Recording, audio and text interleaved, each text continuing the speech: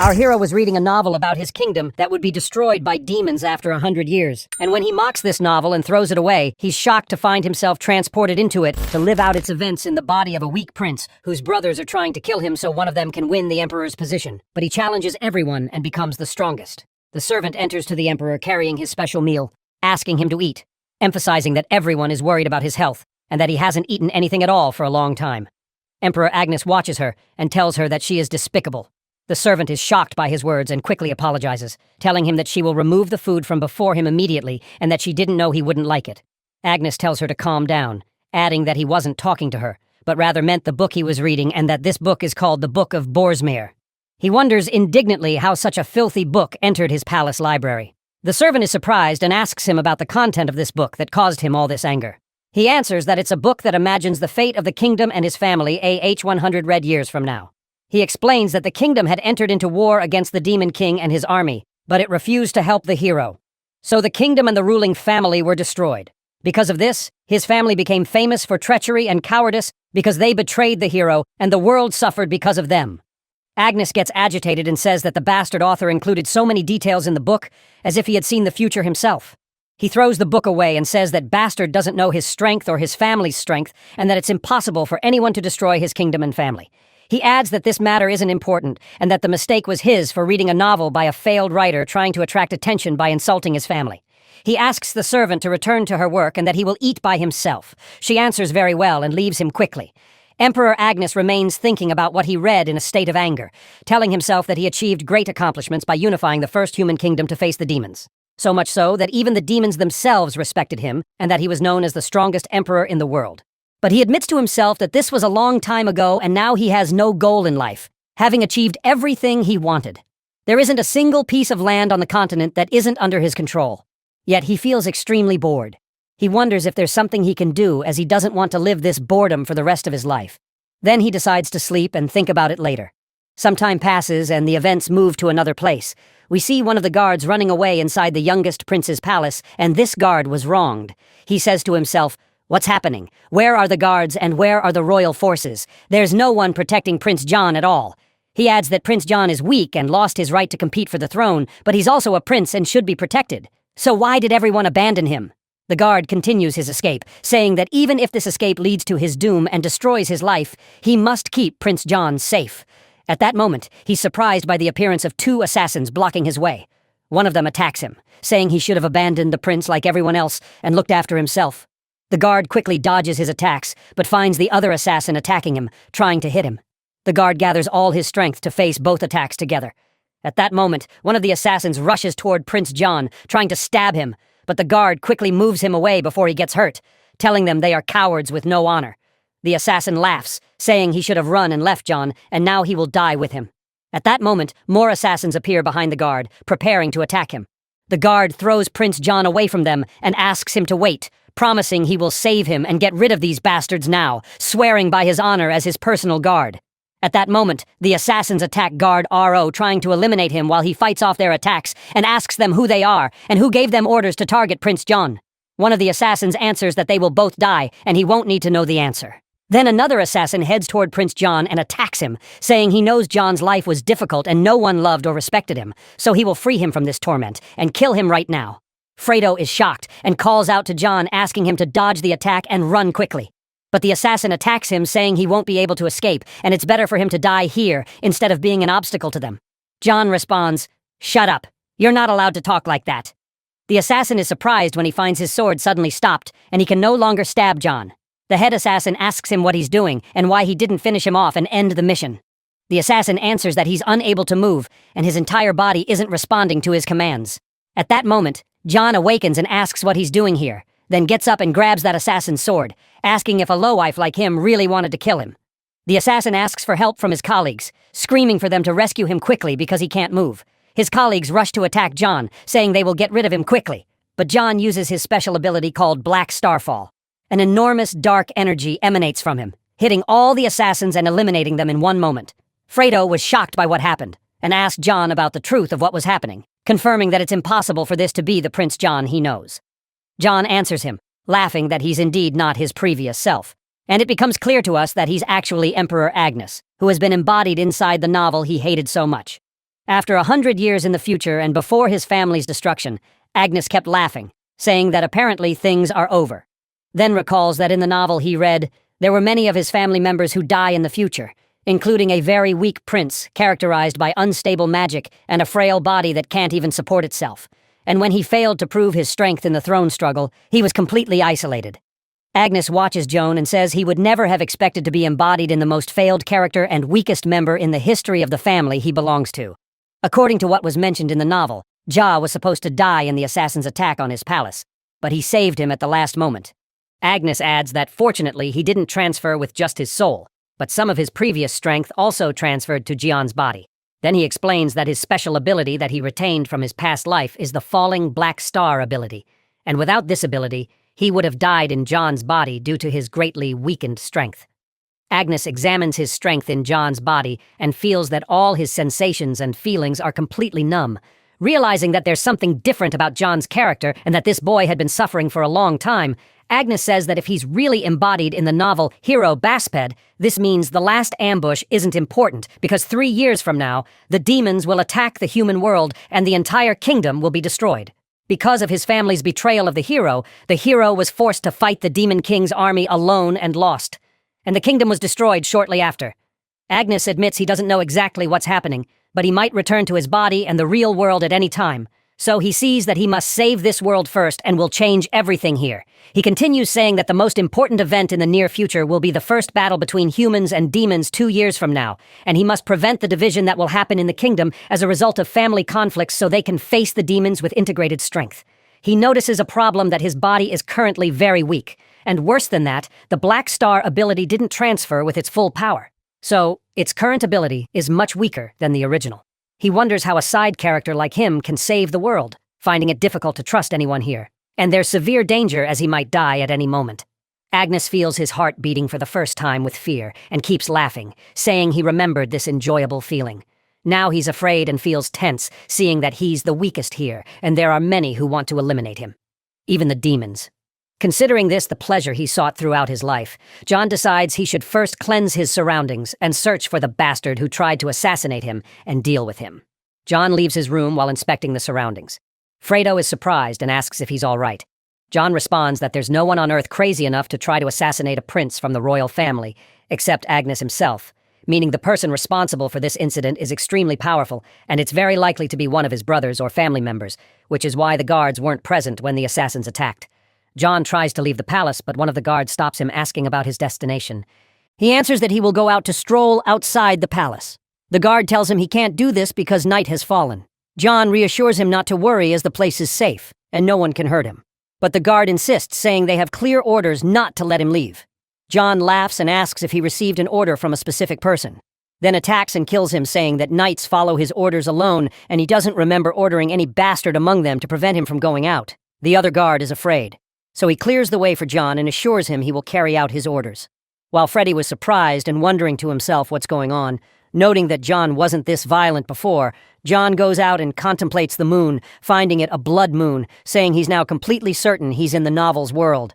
After that, all the guards in the palace arrive at John's location and ask him what he's doing and why he did that. John tells them that the attack wouldn't have happened if all the guards had been in their places, and accordingly, he considers all the guards here traitors except Fredo, mentioning that the punishment for a traitor is always known, and it's death.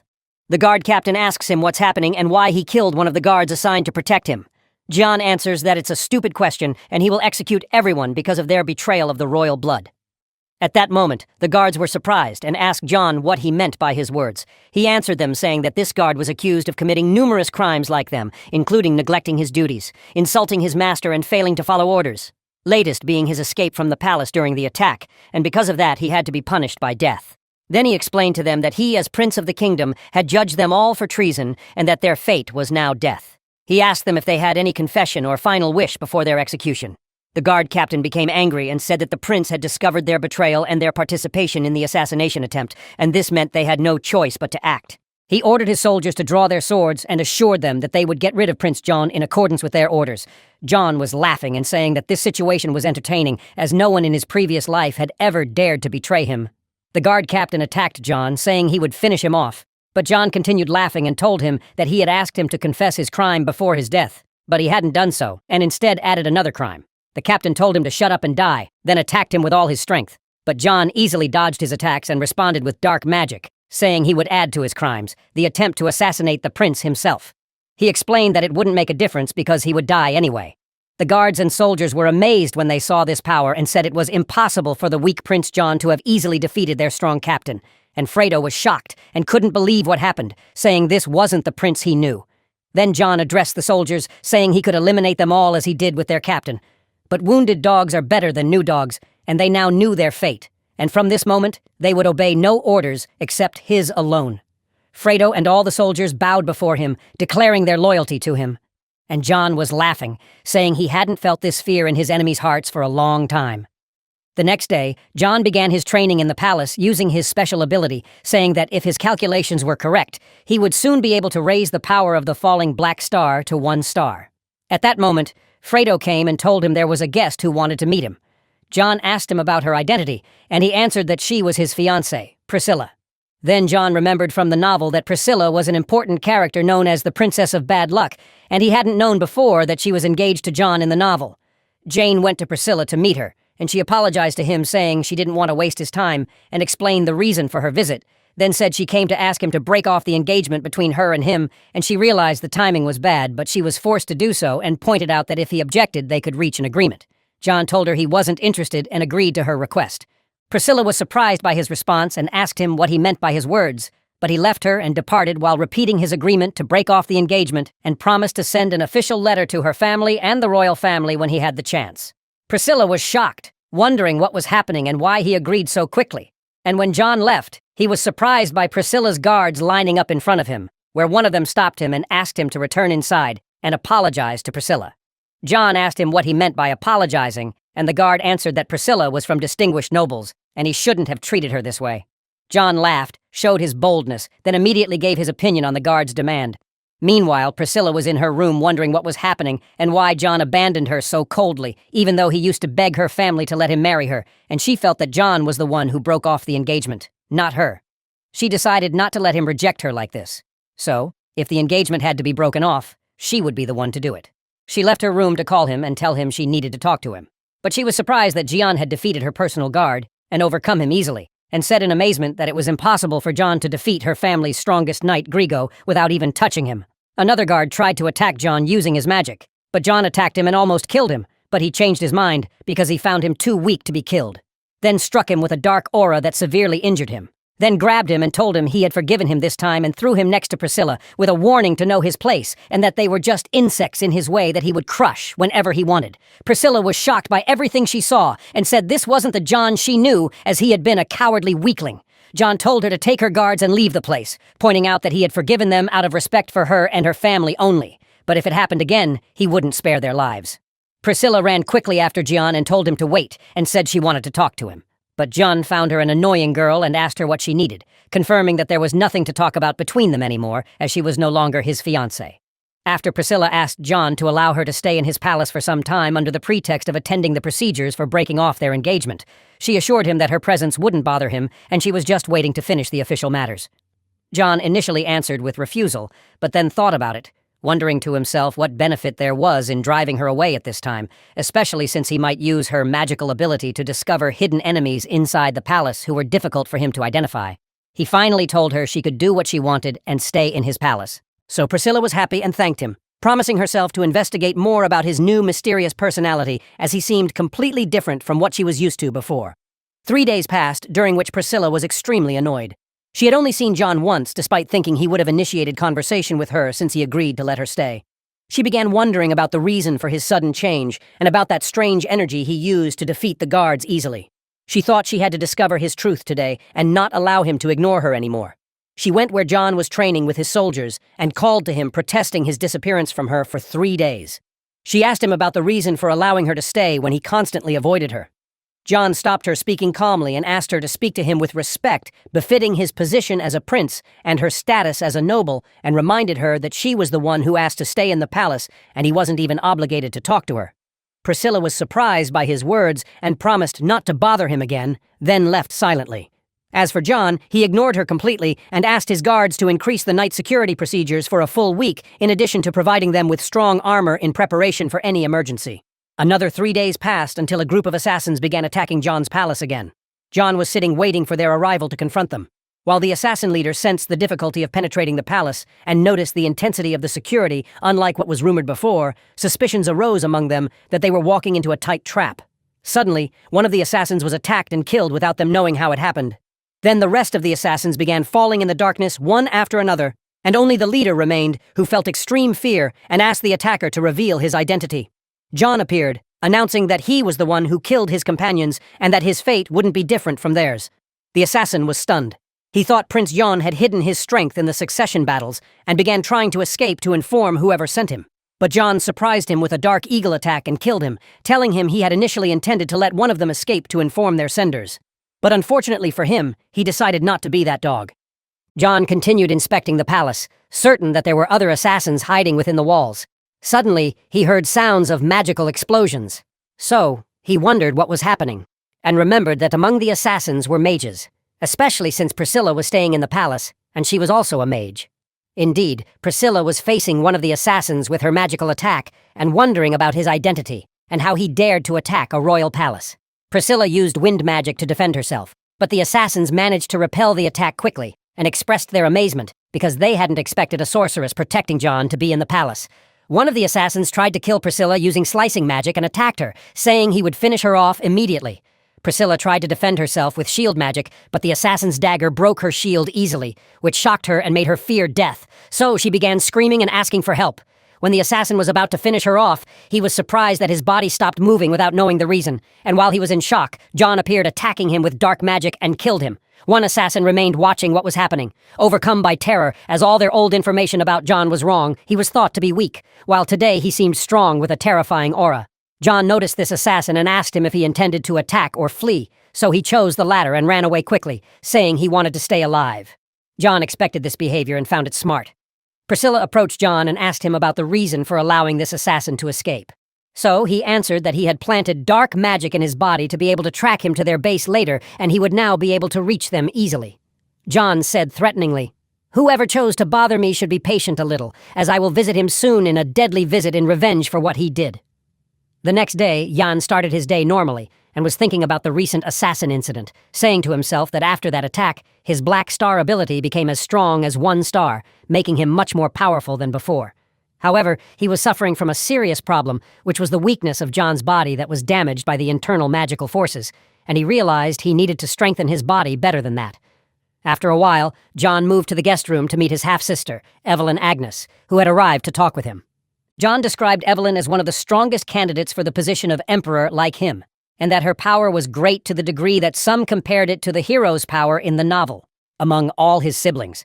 She was actually the closest to taking over the rule, as she was the only one who supported the hero in his battle against the Demon King and his army. While the rest of the siblings used that against her, Evelyn began talking with John, expressing her happiness at seeing him again, and that a long time had passed without them having a friendly meeting. She asked about his conditions, but he seemed reserved and asked her what she meant by her words. So, she told him she had heard about him being subjected to 2 assassination attempts in his palace during the past week. John replied to her, confirming that he was being watched by everyone, and that those who attacked him were a group of stupid amateurs like the ones she sent, and that he got rid of them quickly.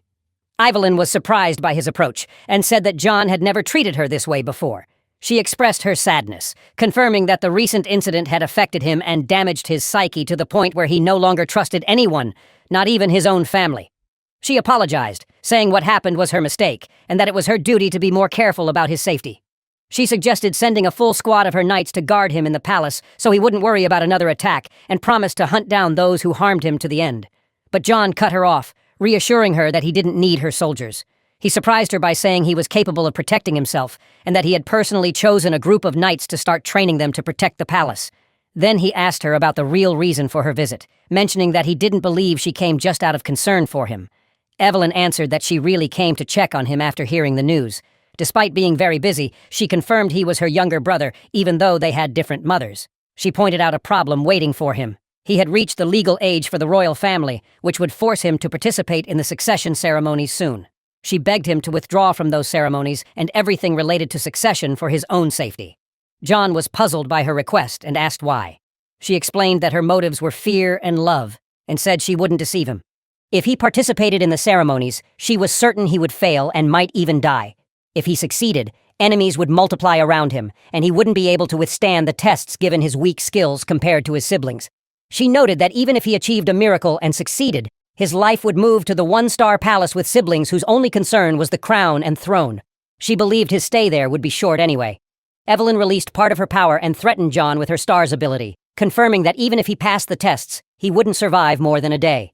John examined the energies emanating from her and identified them as celestial sea stars, the ability that distinguished the royal family's children, the power of legitimate heirs to the throne, destined to rule. John laughed, commenting admiringly on Evelyn's strength and acknowledging she truly deserved to rule. But he added that she had only one problem, then released his power before her, revealing the fallen Black Star ability. He asked her, "What fool told you I was weak, or that I wouldn't be able to rule them all?" The events then shifted to Evelyn, returning to her palace, surrounded by guards who greeted her at the entrance. The guard captain asked why she returned with all the soldiers who had accompanied her. She told him that her brother John refused to receive them all, which surprised him. Evelyn confirmed she didn't know the reasons, but was convinced of one thing. Her little brother had changed so much that she no longer knew him and began wondering if he had been like this from the beginning. She also mentioned the strange and mysterious power Jian had shown, confirming it wasn't the Celestial Sea ability specific to family members, and that it was completely different from all the powers she had seen before. She asked the guard captain to increase the number of guards around the castle and plant a spy to continuously monitor John, as she wanted to know everything happening around him at all times. Later, the head servant went to John, telling him with a smile that Evelyn loved him so much that she was sending him a gift like this to care for and protect him. John was amazed when he saw the gift from his sister. This is a ghoul's heart. Anyone who absorbs it will gain the power of a 1,000-year-old ghoul. John realized he could greatly increase his strength through this heart, and felt happy that he hadn't entered into conflict with his sister, Evelyn, and that her admiration for him had reached the point where she supported him with such a precious gift. Then he remembered Evelyn's celestial sea star and said it was very powerful and closely resembled the black star he possessed. He wondered if his family had also inherited the black star, while thinking that no one else could use this ability even if they were from his family. He noted that this world didn't follow logic, and that he should maintain his relationship with Evelyn as she might be useful in the future. At that moment, the servant arrived to tell John that Priscilla had come requesting to meet him, so he allowed her to enter. Priscilla entered angrily and asked why he had summoned her after humiliating her in front of everyone and treating her as if she were his servant. Jane answered that she had lived in his palace for a while, and it was time for her to pay for her stay there. She wouldn't live with him for free. Priscilla was astonished and asked what he meant, confirming that he was a prince and didn't need money from her. He told her he needed something more important than money from her, gave her a manuscript and asked her to estimate how long it would take to activate it. Priscilla took the manuscript and examined it. Before she could understand its contents, she was shocked. This is an extremely powerful magic circle. Who drew it? He told her he had drawn it himself. She didn't believe him because the circle was drawn with magical symbols and letters she didn't recognize, and such spells were only drawn by the strongest magic masters in the world. John answered that he didn't want her opinion on the matter. He had asked about the activation time. She said if she started feeding it with her magic now, it would be ready tomorrow. Then she added in amazement that she hadn't known Jian was talented in magic to this degree. And from her analysis, the circle was a detection spell aimed at forcing something to appear. She promised to start implementing the circle, but wanted to know his purpose for it, describing the magic as strange. John told her he intended to use it for hunting, and that he had people he needed to get rid of.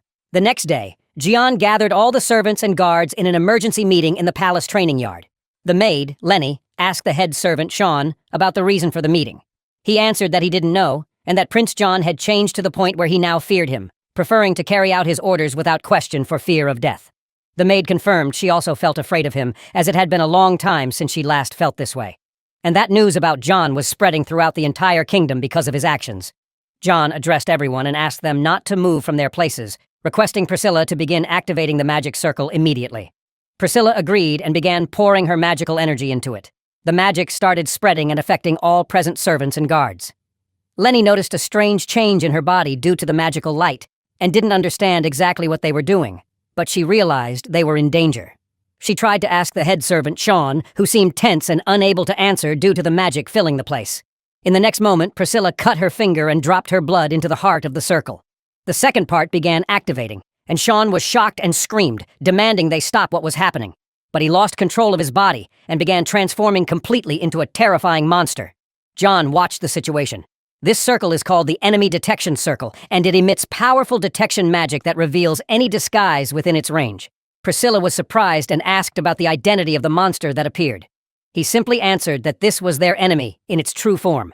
Then he explained that the enemies of humans in the kingdom in the story were monsters who served the demon king and helped him return, and he had learned that these monsters had infiltrated the kingdom disguised as humans to serve their interests. At that moment, the monster attacked Priscilla, trying to eliminate her. She called out, asking why it was attacking her and not John, who had exposed it. The guards intervened to protect her and announced they would fight the monster. John said it was natural for the monster to attack Priscilla, known as the Unlucky Princess, since her family's blood was described as evil blood, and monsters greatly preferred it. He pointed out that according to the story's events, the monsters would capture Priscilla in the future and take her as a blood source in their kingdom, keeping her tortured between life and death for her entire life, which is why she was known as the Unlucky Princess. The guards tried to confront the monster, but to no avail. Even the weakest types of monsters easily surpass 6 ordinary men in strength, and facing them is nearly impossible for any human without special abilities. John kept watching and telling himself he would have to intervene personally, as he didn't want trouble or chaos in his palace right now. John moved to the confrontation area, facing the monster himself. Priscilla was shocked and asked why he was risking his life. He was a prince and wasn't supposed to endanger himself. At this moment, the monster attacked John with full force, laughing and threatening to eliminate him. John didn't hesitate. He gathered his black energy, grabbed the monster, and examined it carefully, saying he had never dealt with monsters like this before. It had 2 hearts. While the monster tried to hit him and push him away, John attacked again, provoking it with mockery, asking if it was afraid. The monster screamed, "Shut up! What kind of magic is this? How did you force me to appear?" "This is a strange power I've never seen in my entire life, even among monsters." "Then who are you really, Flay?" It swore it knew Prince John well, and that this young man was definitely not him. "My identity isn't important. What matters is that you're my enemy and you're going to die now." The monster screamed that it hated deceivers, swearing that if it defeated him, it would take him to its kingdom for interrogation, then threatened that he would regret this insult. John replied mockingly that it was just a trivial monster to him. He gathered the black star energy and used shadow magic to easily block the monster's attacks, which amazed the creature. Then John expressed his sarcasm, saying it wasn't strong, and he had warned them from the beginning. Then he launched the shadow spear, which dealt fatal injuries to the monster and eliminated it completely.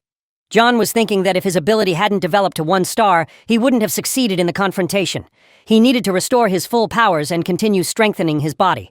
He also thought that ordinary human bodies might not be able to handle the black star at full energy. He noticed he had destroyed both hearts and the monster's magical center, so it could no longer send information to its companions before dying. At that moment, a large number of panicked knights entered the palace courtyard. A knight named Alex stepped forward and introduced himself as being from the White Lion Squad, saying he had come to protect John. He asked what had happened, and John learned from them that these were the guards Evelyn wanted to plant in the palace. John told them nothing had happened worth their concern, and that he himself had eliminated the enemy that appeared without calling anyone and hadn't needed help. Then he pointed out that they shouldn't storm his palace again without his permission. In another scene, we encounter one of John's brothers, one of the major princes. His assistant arrived and told him there was a problem at John's palace. The prince was surprised and asked for details because the assassins he had sent there failed, despite John's weakness. His assistant replied that there was news about another incident unrelated to the assassins, and spies close to the palace spotted massive dark magic appearing inside it. They tried their best to understand what happened, but all their spies in the palace were eliminated, and even the servants became afraid to speak any information. The prince said it didn't matter much, but he ordered sending more spies to watch the palace because something strange was happening, and emphasized that he should monitor everything. Before the assistant left, he told him about a circulating rumor.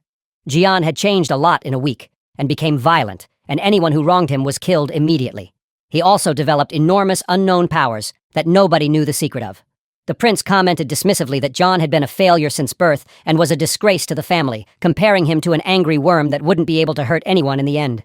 The assistant told the prince there was a rumor that John decided to participate in the throne struggle, considering it unexpected.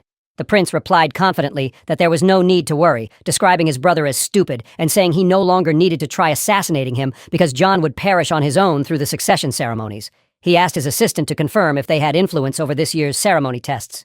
The assistant confirmed they could indeed interfere, so the prince asked what he needed.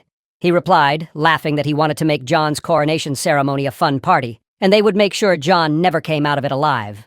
At this time, John was walking around the city contemplating, telling himself that only 1 week remained before the coronation ceremony began, and he had to solve some problems before that. He searched the city for a specific place, the novel described, until he reached an old building. He identified this as the headquarters of the secret Moonlight organization, but it's just a front. The truth is, this is a branch of the famous Moonai intelligence organization. He noted that the whole city knew this place and entry was allowed for certain people, but that was just a cover. John entered the disguise restaurant and soon the waiter came to ask for his order. He answered with the password Moonlight Soup. The waiter was surprised, then asked John to follow him downstairs where the secret entrance to the building was. There, the waiter brought him to the branch manager's office. She was surprised that he was the first actual client to request service from this place, telling him it was a rare case. John confirmed if she was really the manager and told her he wanted to request information, but the manager insisted he identify himself first. She said the branch itself had opened recently and nobody knew anything about it except a few people, and it wasn't even in the information of other branches. Therefore, she insisted he tell her how he reached them. John dodged the answer, saying they usually didn't need the client's identity. So, if she wasn't in dire need of his money, there was no need for the deal. When he tried to leave, the manager ordered the guards to stop him. They attacked him, but he surprised them and completely froze, their bodies using dark power. They stood shocked, wondering why their bodies stopped. So John told them mockingly that they were skilled but rude. And this way he probably wouldn't deal with idiots like them. He used his power and easily took down everyone, threatening to destroy the entire branch, but pardoned them, settling for punishing them for raising weapons against him. John easily eliminated all the assassins who attacked him, then approached the manager and said, "Are you still worried about my identity? I think I've proven it sufficiently. All you need to know is that I'm powerful and you're obligated to fulfill my request without additional questions." He concluded by asking if she objected. She replied fearfully that she wasn't, and they would do everything he wanted and provide it free as an apology for what happened. John told them his requests and left, informing the manager she would contact him when the information was ready. The manager, Irene, remained stunned by what happened. She said his quick defeat of the organization's best assassins was unbelievable and found his request simple. He wanted information about the Black Forest and requested a forged identity. The waiter came and discussed with her the danger. This mysterious royal client represented again suggesting caution in dealing with him. Irene agreed and ordered their best spies to be put on watching him as they were now involved with someone from the imperial royal family. Agnes. She had examined his distinctive gray hair during the fight. She commented that they couldn't afford to be enemies with a man of such power, but needed to know his intentions, especially why he left the royal palace in disguise. She also recommended gathering all the information he wanted about the Black Forest and emphasized the need for maximum caution because just becoming his opponent would mean their end would be near and swift. The waiter agreed to Irene's orders and said he would immediately start gathering all necessary information and send spies to monitor John and uncover his identity. Irene sat thinking about John and tried analyzing his power, unique personality, and overwhelming presence. She began strongly suspecting he was one of the imperial family's sons, and maybe even one of the throne candidates, but she wanted to confirm for herself. We then moved to Priscilla, who was angrily wandering the palace, feeling John's continued neglect since her arrival. She blamed him for only using her to activate the dark magic circle and expose the disguised monster, then completely ignoring her without explaining any details, despite her effective help. She guessed the main royal palace might indeed have information about what happened, but didn't want to risk contacting them. She went directly to John's room to demand a meeting and get explanations. The guards at John's room confronted her and prevented her from entering. She protested that she had the right as his fiancé, but Alfredo told her that his master, John, forbade anyone from entering, and he was currently busy communicating with major families about the incident, which was a lie, and completely forbade leaking information about the monster outside the palace. Priscilla insisted, considering herself not a stranger or just a guest but his fiancé. But Alfredo confronted her with the question of whether she really was, so she got confused and remembered she herself had requested breaking the engagement. Then Alfredo delivered John's message. He no longer needed her in the palace, and if she didn't want anything, she should return home. Priscilla was shocked by his attitude and became extremely angry. In the same context, John had left the capital and was now traveling by magic train heading to another magic palace. He was amazed that there were actually magic trains, and asked himself whether his kingdom would really develop like this after 100 years, as the novel said, vowing to himself not to let his descendants surpass his achievements in technical development. He activated his detection ability and discovered that Moonlight Organization spies were indeed following him. He expected this and deliberately left his gray hair visible to scare them into taking him seriously and executing his requests quickly, as his goal from the beginning was to control them and benefit from the organization. He recalled details from the novel. The Moonlight organization would later transform into a secret guild supporting the hero against the monster army, and would sacrifice hugely for the hero after everyone abandoned him, even his family and kingdom, without compensation. This is why he came to them himself, to personally verify the event's accuracy and have influence on their course. The train employee announced to everyone they were approaching Rowan City, so John prepared to get off. When he stepped off the train, he thought about his need for a new assistant. Finding that the Royal Knights didn't have sufficient talents and training them would take a long time. He decided to use his future knowledge and the novel to choose a worthy assistant, as he knew that person would be here in Rowan City. John entered the city and watched it carefully with extreme alertness. He was certain he was in exactly the right place and time. He knew from the novel that every month there was a harsh religious purification event for the city's residents, and this particular month, the city would be destroyed after the purification incident, and the destruction would originate from the Black Forest, which alone held the secrets of the residents' true identities. He wanted to enter the Black Forest, and this was only possible with permission from Baron Rowan, who had influence in the place, which was extremely difficult. John went to the security station, and there used shadow energy to summon the spy watching him, threatening her to come out immediately or be killed. The female spy appeared, collapsed from fear and surprised by his complete exposure of her. Joan told her he didn't want to interfere with the Moonlight Organization's original mission, but he had a special and urgent mission for her now. The girl looked at John with amazement and astonishment, with signs of real shock drawn on her face. She asked him in a choked voice, having noticed his absolute insistence. "How did you know I belonged to the organization?" "I left no trace behind me, and no one saw me at all." But John remained stone-faced, looked at her with a cold gaze that carried no hesitation or softness, and interrupted her with a commanding and firm tone. "Shut up now. I only care that you focus on my request. What I'm asking of you is much more important than your loyalty to that little organization of yours. Gather every possible piece of information about the mercenary recruitment competition that will take place at Baron Rowan's palace.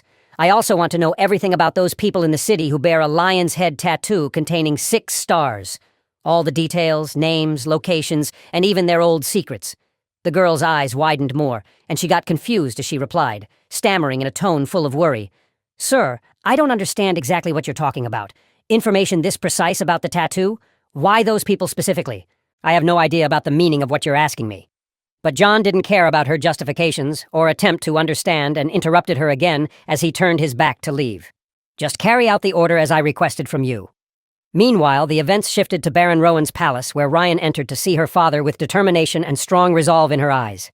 "This is our only chance for survival. This is my chance to free this people from the grip of those bastards who call themselves the Purifiers. They're the cause of the city's corruption and our people's pain. I must act." The Baron, his worry increasing, asked her, "But how will you get rid of them when they possess the power that has maintained the city's balance for years? Your ancestors, who had the ability to use the seal's power, failed at more than just containing the demon's evil." Ryan interrupted her father, showing extreme anger. "Enough talk about ancestors. All you do is sing the praises of past heroics and forget your people's suffering today. If our history really matters to you, why do you let the Purifiers control us like this? How many times have they made us suffer?" Then she left him extremely angry and spoke to herself. Always the same talk about the ancestors who saved the kingdom from evil. But he forgets that the Purifiers doubled the people's suffering compared to what they saved them from. Ryan headed to the training field, and her teammates' gazes followed her in silence. Having noticed her tension, one of her teammates approached looking curious and asked in a low voice, "Ryan, why are you so agitated today?" Her other teammate, Ragno, immediately intervened mockingly. Obviously, she fought with the stupid old man again. When will she give up her stubbornness and listen to some wisdom? Actually, I don't listen to anything that comes from him. Lean, one of the friends, intervened, trying to calm the situation. "Ragno, speak respectfully. You're talking about Baron Rowan, owner of the land we stand on. Whatever your differences, you should respect him," Ragno replied stubbornly. "He still puts his family's interests above everyone else's good. That's the real reason for our problems." Lion tried to control the discussion. "Stop arguing. This won't help us with anything." Ryan tried to change the subject and asked them about the mercenary recruitment situation.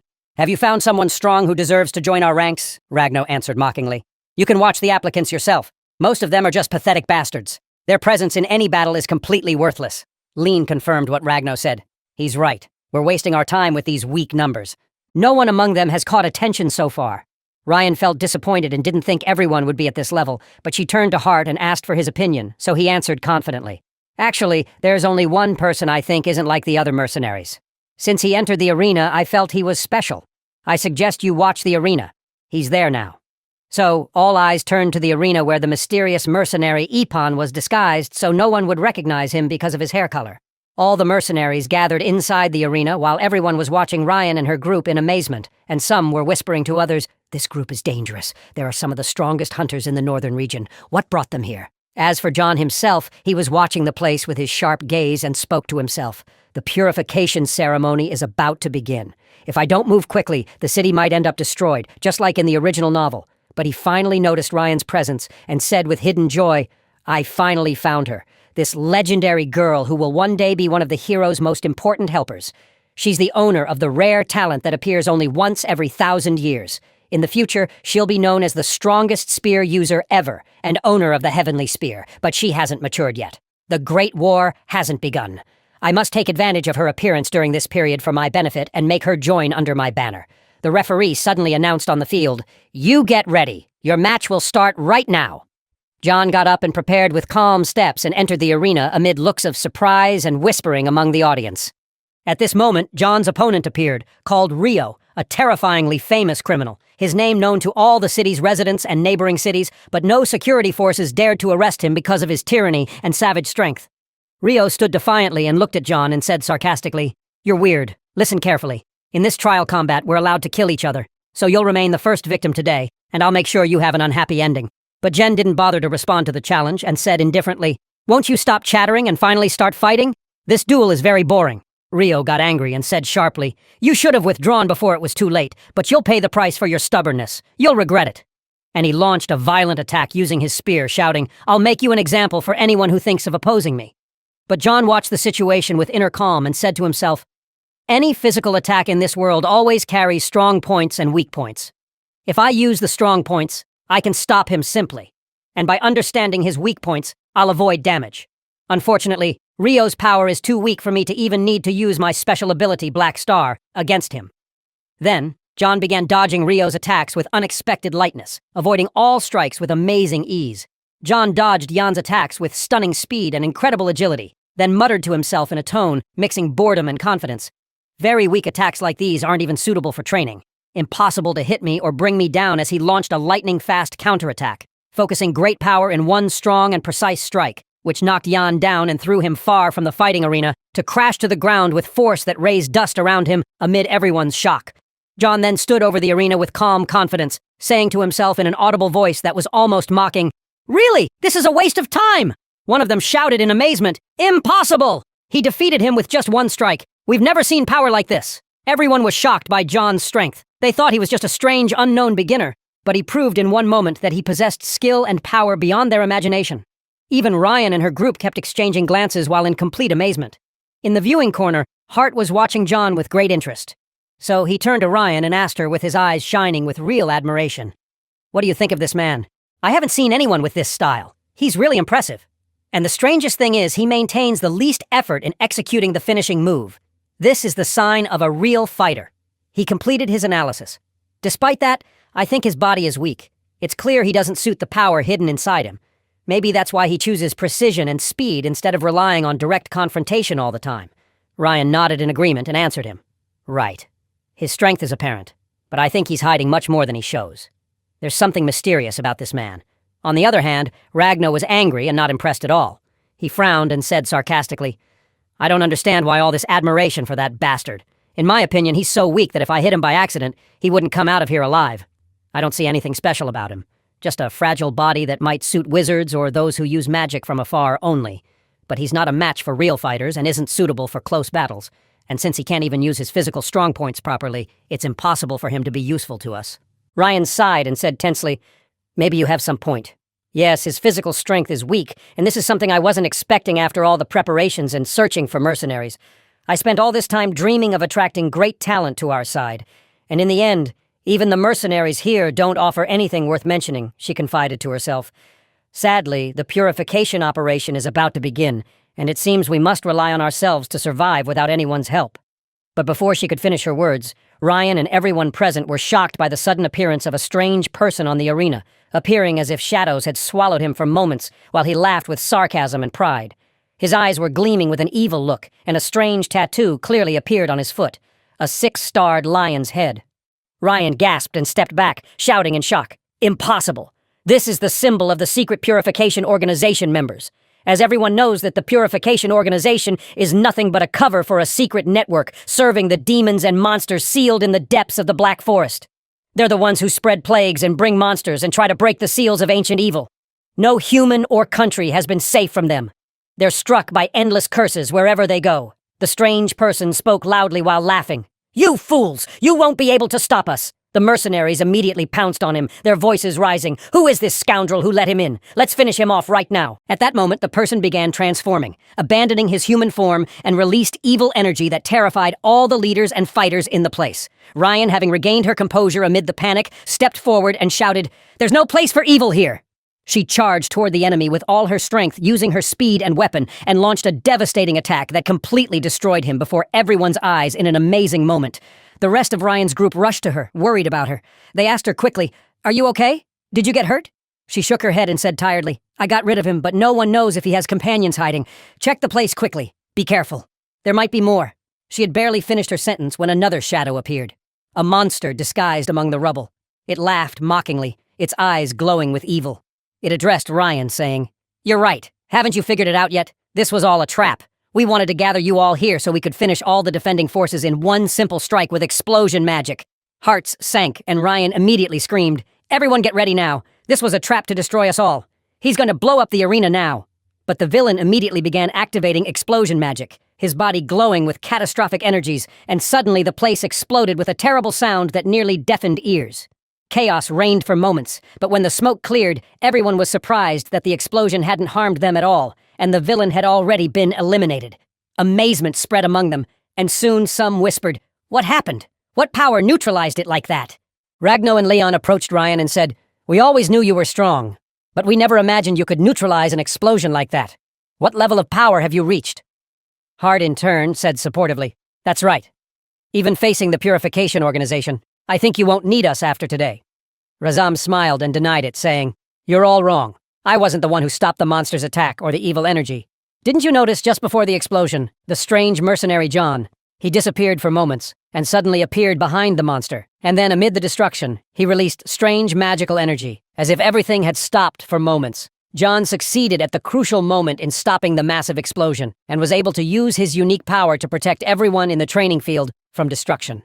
The moment froze amid everyone's amazement, and with the explosion's effect gone, the field looked as if nothing had happened at all, while everyone remained staring in shock and questioning the source of that legendary power. Thanks to my knowledge of the novel, I can predict most events and avoid disasters even before they happen. If I didn't have awareness of the fate that awaited everyone in this place, a great disaster would have occurred now, and most of those in the arena would have been killed by the explosion. My defeat of the other mercenaries wasn't enough to attract Ryan's attention. But after preventing this attack and saving them all, I think I'm finally under her radar. Events passed quickly, and a day after that incident, Ryan gathered all the people who passed the elimination test from the mercenaries and stood before them with a serious look, saying, "From today on, you'll be one team with me. We'll face a dangerous raid and need solidarity. Our next goal is to subdue the Black Forest and eliminate the demonist threatening our city. So, I want you to get to know each other now. You're my colleagues from this moment." John kept watching with interest. Everyone chosen for Ryan's group. Realizing that all her main team members were already present, and with them also the girl Kyla and her companion Namni, who had come to the test secretly, and were famous northern mercenaries as well. His attention was also drawn to another girl named Siri, as she was the only one who stood out with clear strength and was officially chosen from the mercenary gathering. He looked at her and examined her carefully, noting that she was hiding real power behind her calm features. Ryan asked everyone to focus with her, then began explaining the main plan briefly and quickly. There's a huge forest separating our city from the western side of the Salis mountain range. Everything in that forest is dark and black, the soil, trees, and even the air. That's why it's called the Black Forest. Since ancient times, anyone who enters the forest doesn't return from it, so passage through it was completely banned. No one escapes if they cross the magic boundaries. Siri interrupted her curiously. "I've heard a lot about the Black Forest, and I know some stories about it, but what I want is the truth. Why now specifically do you want to execute a raid on it? What makes this time so dangerous?" Ryan answered with a sad look. "Long ago, it was said that my great-grandfather, the city's founder, faced the greatest evil when he came here. It was said he covered his body with dragon blood, so he gained their power and was able to defeat evil and destroy the source of corruption, then founded the city of Rowan. But the truth isn't as they tell it. The reality is that my great-grandfather couldn't defeat that evil, but used dragon blood and sealed the demoness inside the heart of the Black Forest. Since then, our city has been suffering because it pays the price for keeping this demon sealed, she added, directing her gaze to the whole team. Everything we do, from purification ceremonies and sacrifice festivals, is just a way to appease the demoness and prevent her from breaking free and breaking the seal. Here, John intervened and said with interest, "So, you're talking about the Purification Festival. It's the annual ritual where they offer sacrifice to the demonist to ensure she never breaks free." Ryan confirmed exactly after each Purification Festival, the Purification Arc process takes place, bringing criminals who were arrested in the city and throwing them to the demons in the Black Forest as periodic sacrifice. I understand now. If you mention the Purification Arc, do you mean that all convicted criminals in the city are actually sacrificed this way? Ryan answered him with a hint of pain. Yes, not just prominent convicts. Sometimes they even choose those wrongly accused, or those not proven guilty. For the demonist's sake and for tradition's sake, they sacrifice any number they reach. They used to tell children not to go near the square, and I remember when I was little, how I watched some innocents being driven by force to the Ark and sacrificed without mercy just to keep the demoness's seal in place and make everyone feel false security. Ragno laughed sarcastically and said, "Now I understand your purpose from all this. At least now our participation in the raid has meaning, and we can feel that our goal is truly humanitarian and noble." Then Ryan added, "The demonist inside the forest, her powers weaken because the magic barrier has lasted thousands of years. But precisely because of that, very few strong ones can enter the forest. And from here, our only hope of ending this nightmare is your success as a team." "Here," Kyla intervened and said to Ryan decisively, "I'm convinced by your words and ready to fight. But there's one question that troubles me. Why did you choose this man John with us? At first glance, he seems as far from useful as possible, suspicious and weak compared to mercenaries." And Aragno agreed with her and laughed. "I agree with Kyla, too. I was surprised that you included him with us in the raid when he's honestly far from strength or distinction. No matter how much he tries to prove himself, I don't see anything in him that would help us in the mission. Here." John smiled mockingly and said to himself, "Northern mercenaries are arrogant as usual, confident in their strength to the point of blindness. Yet I know through my knowledge of the future that they'll be strong allies for me if I try to guide them well. My presence among them today will change a lot tomorrow." Although the number of Northern mercenaries participating in this mission was only 5 out of the original 7, Ryan stepped forward with confident and steady steps, her eyes contemplating the faces gathered around her and her tone inspiring confidence. "I know well that John hasn't shown his strength or clarified his capabilities in front of you so far, but my intuition doesn't fail. I have great certainty that he'll be an influential element in this raid." Ryan's words had a strange effect on the group, especially Ragno, whose features changed from surprise to disapproval. His eyebrows raised, and he seemed like he couldn't believe what he was hearing. As for John inside, he was thinking, "It's clear that Ryan is still hesitant like the rest of the members. She actually saw a glimpse of my power, but she's not convinced enough. More importantly, she hasn't revealed anything about my power to them so far. So, she definitely hasn't fully trusted the Northern guys yet. And I also think she realizes that what happened with the attempt to breach the palace training field wasn't coincidence at all, and that there's a traitor in the group who helped the organization's group from the inside. Actually, I know who that person is, but I won't expose him right now. It's important that I let Ryan learn and rely on her own cleverness and intelligence to discover him herself. This will benefit her and make her stronger later." Ryan cut through his train of thought and called out firmly to everyone present. "Come on, everyone. Calm down a bit and focus on our main goal. We're going to talk seriously now about the Dark Forest. Let's study together how we'll enter it, which route might be safer, and review the plan step by step." John preferred isolation and went to train alone with his dark magic. That heavy black aura spread around him as if it would swallow the place. Tree leaves trembled under the effect of his magical waves. Even the soil seemed like it wanted to flee from him. After feeling that the entire area had become saturated with his power, he suddenly pulled everything back, and the magic disappeared in one moment, as if it had never been there. He whispered to himself in a voice barely audible, "Just one star. That's what's restraining my power and keeping me always weak, unable to unleash what I actually have. The technique I'm thinking about is very powerful, but the price is that my body will almost collapse if I use it against one of the 7 brothers mercenaries. And the real problem is, they're no longer my most dangerous enemies in the story. There are stronger and fiercer opponents coming after them. So, I need to quickly reach the 2nd star." Suddenly, while lost in his thoughts, a strange girl appeared before him. "What's this? Your energy is very strange. I haven't seen anyone in years who could move shadow magic with this mastery. How do you control it and release it by yourself? I really want to know all the secrets of your power." John was surprised by her sudden presence and looked at her cautiously. It's clear you're not an ordinary person. Important question. How did you get out of the seal? I was sure the seal hadn't been broken yet.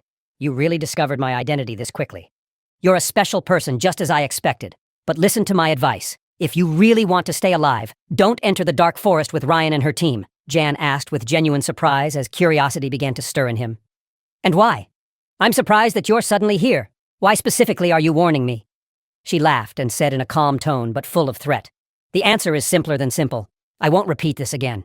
If you enter the forest and ignore the advice, I'll eliminate all of you myself. She quickly disappeared as she had appeared without any trace, and John remained smiling calmly, the laugh never leaving his face. The demonist herself came out to threaten me. I couldn't waste an opportunity like this. It's clear that my actions are making the story's events change more than I thought. But it doesn't matter. I never liked this story anyway, and I decided to change all the events my way.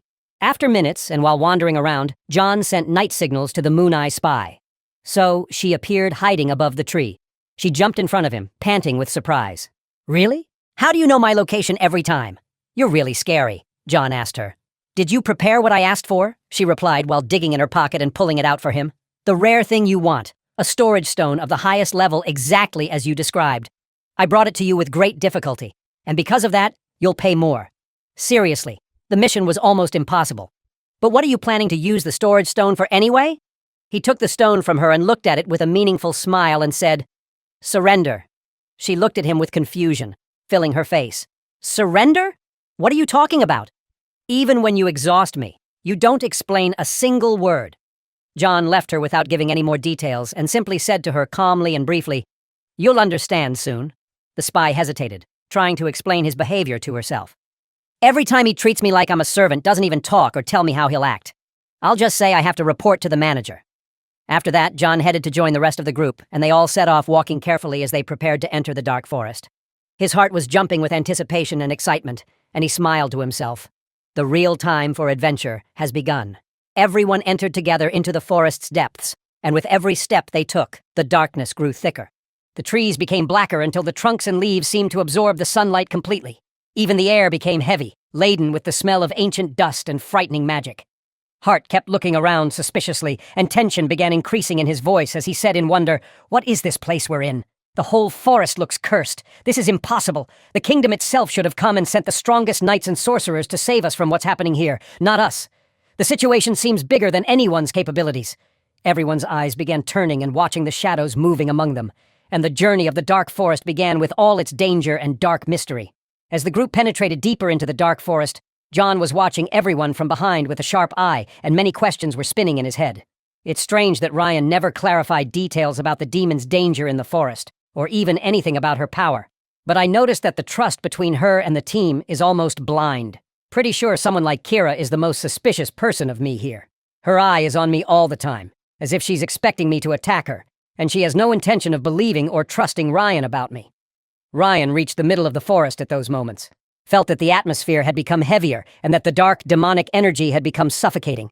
She quickly turned to the team and announced, Get ready. Well, the demonic energy here is very strong. I think we're close to reaching the demoness herself here. Lean questioned the plan, feeling afraid. Are we really going to enter directly like this without any prior plan or preparation for battle? Ryan replied with rare confidence. Exactly. There's no traditional plan that can work here. She drew her famous spear, lightning spear, and waved it, adding, But so we can maintain our dignity as knights and nobles, we must warn the forest inhabitants before we enter upon them. In one moment, Ryan struck the lightning spear forcefully forward, and its destruction consumed the entire area. Everything in front of her turned to ash, trees exploded, and all the air turned into bright lightning flashes there. Now, when we see the monsters and demons in the forest, our presence won't surprise them, and the battle's direction is completely clear. Ryan then shouted, Come on, move quickly. Our goal is to eliminate every trace of dark power here. Then she ran quickly to the depths, urging the rest of her group to follow her. Ragnar was watching her advance and smiled with satisfaction mixed with caution, then said to Leon, See, as usual, the first one to rush. Do you have a plan we can use if everything gets out of control? Lean shook his head negatively. Unfortunately, no. Ragnar didn't wait any longer, but rushed after Ryan quickly, saying with feigned surprise, So simply, if things go crazy, there's no one here to control matters. Then it's better we avoid problems and focus more. Ryan, at that moment, was moving quickly between the dark trees, but she suddenly stopped at the sound of rustling and several red eyes in the darkness. Suddenly, massive savage wolves appeared before her. Their number exceeded 10, and they began quietly surrounding her team in a terrifying manner. Ryan stood and said, "Seriously, these are savage wolves. I've heard a lot about their strength, and they're really the reason for all the attacks we've experienced recently on the city." She hadn't finished her sentence when all the wolves jumped toward her with terrifying speed. Ryan showed some confusion for a moment and said, "I think I rushed more than necessary. Their number and speed are greater than even my ability to escape." But Ragno didn't leave her in trouble. He used his special ability and activated his explosive hand, moved in the blink of an eye in front of Ryan, struck the wolves with one blow that shook the entire ground, and eliminated most of them immediately. Then he turned to Ryan, smiling, and said, "Didn't I tell you not to be reckless? I'm always known to be in the front, and I'll keep protecting everyone no matter what happens." Hart didn't delay, used his assassination and quick transport skills, jumped between the wolves, and strangled them one after another with precise, quick movements, then addressed Ryan while fighting. "You focus ahead and I'll handle covering your back and getting rid of any beast that chases us. Let's finish them quickly and regain strength." With each round, whenever they finished a number of wolves, a larger and fiercer number appeared until the team began feeling exhausted. Kira was watching the situation closely and said loudly, "Their number is unnatural, as if they're endless. We need to change our approach." Kayla raised her hand and announced, "Listen to me. I have a plan, but everyone back away from me right now." And Kayla began summoning her energy with intense focus. A blue flame aura appeared around her. Then she unleashed her destructive wave toward the wolves. Everything touched by the blue flame burned completely until it disappeared. The ground itself became like embers, and the main wolves' attack was over. Namni approached Kayla and said quickly, "Watch out! Get back! I'll cover you now." It wasn't long before new monsters appeared and started coming by the hundreds. John kept watching everyone from behind and said to himself, "Amazing. There's great teamwork between the team members. It's clear they've trained together since childhood and know each other's moves by heart. Even their movements are coordinated like they're one mind." John continued his thoughts. "This is the perfect time to move to the next step of my plan. There are increasing numbers of monsters in all directions, and they're starting to surround the entire place." Suddenly, a massive monster bat appeared above John's head and swooped down on him with lightning speed. John smiled and said, "Perfect. Here comes the right bastard to test something I've been preparing." At that moment, Siri screamed in warning, "John, get away right now. Its attack is deadly." John moved gracefully, easily dodging the bat's attack. Then turned to Siri and said confidently and calmly, "Just watch. I don't need anyone worrying about me." He unleashed his shadow magic. Dark energies wrapped around his arm, and in one moment, he brought down the huge bat and completely destroyed it. Kayla and the rest of the team stared at John in complete amazement. Their view of him changed, and they began watching him with great interest and suspicion. John stood in the middle of the forest, watching the massive monster bat's body turn into black shadows that faded with the wind, then muttered to himself in a low voice, as if explaining to himself or sending a hidden message. "I cut the magical link between this monster and the Dimonus, and this is the fastest way to get rid of them without a long fight. Who exactly are you? What kind of power are you using? I've never seen shadow magic like this. What's your truth, John?" The tension escalated more, and Kayla raised her voice angrily. "Are you going to answer my question or not? If you keep this up, I'll consider you an enemy and attack you myself." But the critical moment was interrupted by the earth itself. The forest shook with tremendous force, and a massive monster bear appeared between the trees, raging, as if the earth was releasing all its anger in the form of one monster. Its roar shook the night air, and the remaining sunlight suddenly disappeared. Ryan immediately shouted, "Everyone, stop the petty fighting, get ready quickly, and get back into battle formation. And this monster is much bigger and stronger than what we've faced." Jian between satisfaction and mockery, as if he had been waiting for this particular monster to rise. Finally, it started. This was the moment I've been waiting for. With terrifying slowness, the trees themselves around the group began closing in on them. John raised his hand and called out, "Everyone watch out for yourselves." Ragno, despite his intense tension, shouted to the group, "Nobody lose focus. Keep formation and follow instructions like we agreed. This bear is dangerous, but we can handle the confrontation." The monster bear suddenly jumped with tremendous force toward Ryan and Ragno, but with amazing agility, they managed to get away at the last moment, and one of the trees was destroyed from the impact. Hart was trying to join the rest of the group, but the trees suddenly closed in on him and isolated him from everyone. He found himself trapped with John in a dark circle that closed around them, and the ground itself seemed to be changing shape and began moving them away from the main battle location. Hart tried to move quickly and whispered, "This isn't natural. The trees are breathing around us and moving us. Why am I the only one who got separated and ended up with you here?" John laughed and said calmly, without any confusion, "The answer is simple. I brought you here on purpose. Because I'm not going to give you a chance to kill Ryan like you're planning.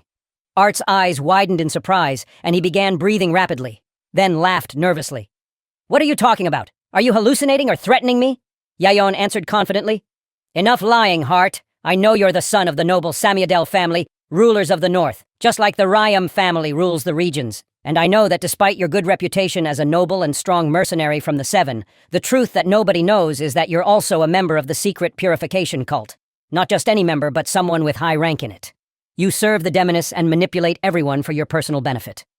Hart began stepping back, shocked, and said in a hoarse voice, "How did you know this? And does anyone else besides you know this truth?" John laughed more and said sharply, "What would make me tell anyone else? This is between you and me."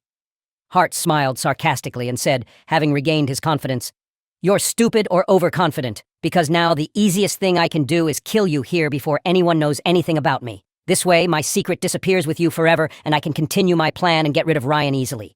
John replied, "You're overconfident, but unfortunately, all your plans will be wasted here." Hart suddenly used his special cutting sword skill and drew his sword with terrifying speed.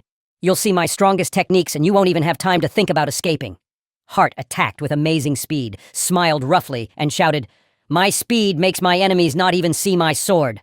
Only one champion in all my battles managed to dodge it. You're not one of them. Get ready to die." But the surprise was that Hart's attack didn't hit John at all. Time stopped for a second, and Hart found himself screaming in pain.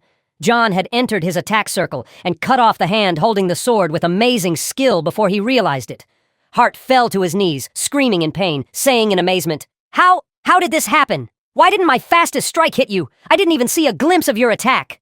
John stood in front of him in deadly calm and said, "You made two big mistakes. First, you thought you were stronger than me, and that's not true. Second, you didn't attack me with full force from the beginning. You had your only chance to finish me in the first moment, but your arrogance made you play and show off. Now your chance is over." John unleashed his black star powers at that moment, and a dark aura appeared around him, as if swallowing the light from the air. And Hart was terrified, but madness took control of him, and he screamed and unleashed his final special ability, rushing with everything he had left toward John in a desperate attempt to attack. Hart rushed with his attack using his special ability Mooncutter, and shouted with a voice full of pride and confidence, "I'm attacking you with my special ability Mooncutter, and no matter how strong you are, you won't be able to survive this attack." He was laughing sarcastically and asking John, "What will you do now? You'll meet your end today without doubt." But John was facing the situation with calm and steadiness. He looked at him with eyes full of mockery and said, "You're repeating the same mistakes I told you about."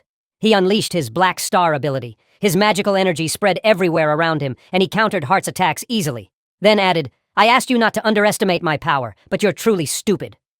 Hart was amazed by the scene and said with his mouth half open, "This is impossible. No one can deal with my attack." In a flash, John moved in front of Hart, approached him, and said in a cold, focused tone, "But when I told you about your betrayal, you should have realized there's a huge difference between our powers, and then you should have used the opportunity to escape." John's magical energy unleashed at that moment with full intensity and attacked him, managing to deliver a fatal blow. Hart was shocked, and signs of death began appearing on him as he said in a weak voice, "Even if you kill me, you won't be able to stop our plan because execution has already begun." Jan replied with quiet confidence, "Don't worry. I know everything about them and about the hidden members like you, and the moment they move, I'll destroy them one by one." Art stepped back, eyes wide. "This is impossible. Who are you?" Joan finished him off in that moment. John moved through the forest afterward, his voice calm as he spoke to himself. "Ryan and her group should be in the middle of the forest by now. I need to finish my task here quickly and catch up with them."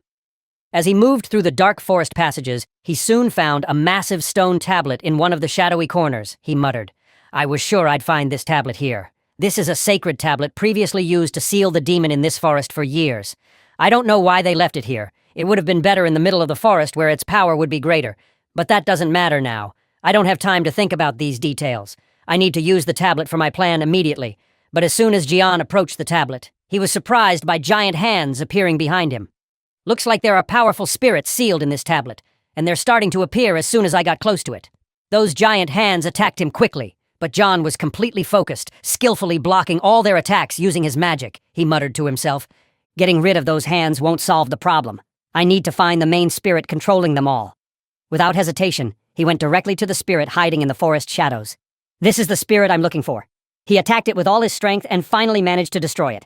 And with that, the hands and other attacking spirits will automatically disappear.